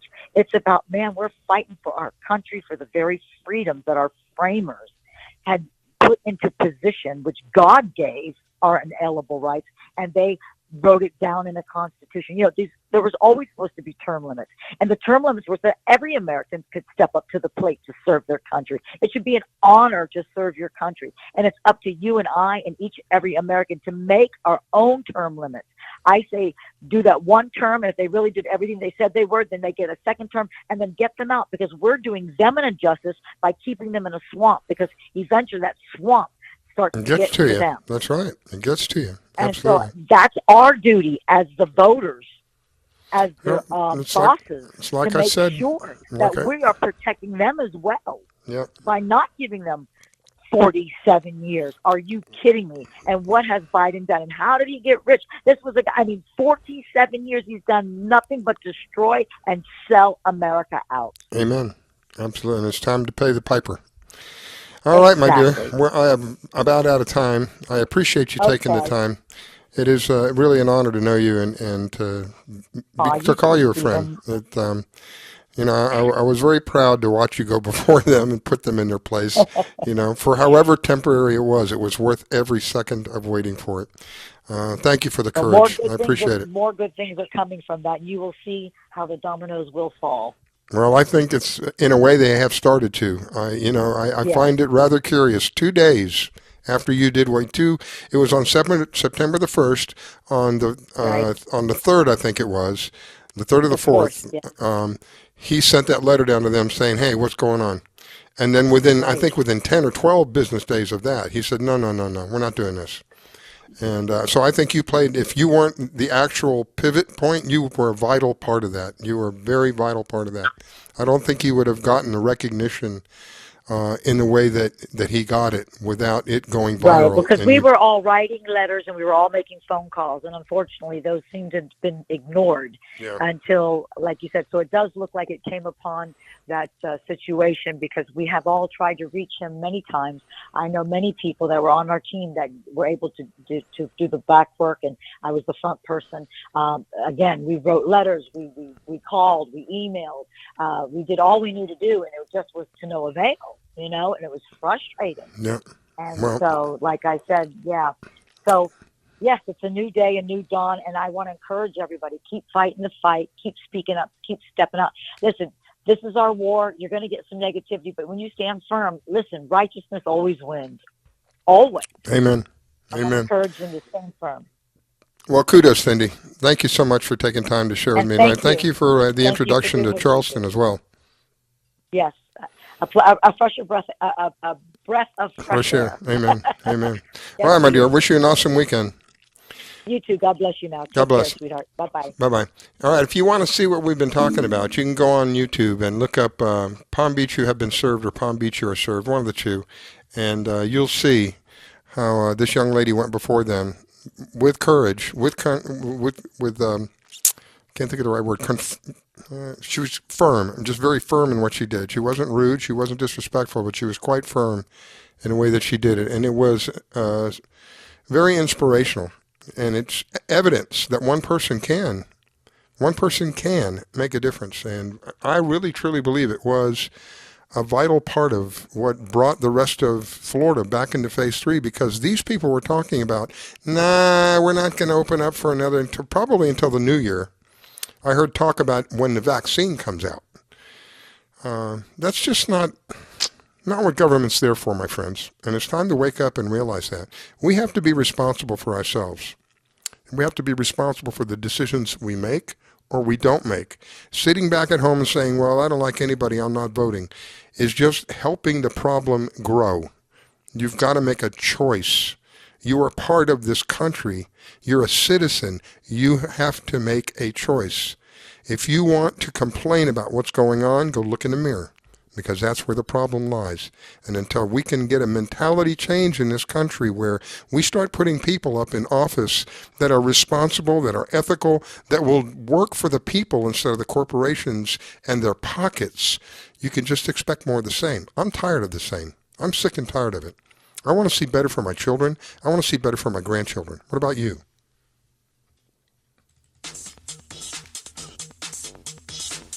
All right. It is that magic time. We are all out of time. You've been listening to the Red Pill Reality Show. You can find me here on WCET Radio, www.wcetfm.com. Every Saturday night, 9 to midnight. We're going to have a spookathon coming up here pretty soon. If you go to the webpage, if you go to the Facebook page, or if you go to our webpage, www.wcetfm.com, you'll get more information about our spookathon. It's been an honor and a privilege. See you in a week. You take the red pill, and I show you how deep the rabbit hole goes.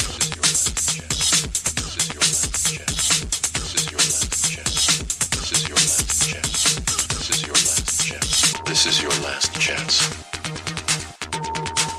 After this, there is no turning back. You take the blue pill, the story ends. You wake up in your bed and believe whatever you want to believe. You take the red pill, take the red pill, take the red pill, take the red pill, take the red pill, take the red pill, take the red pill, take the red. You stay in Wonderland. You stay in Wonderland, and I show you how deep the rabbit hole goes.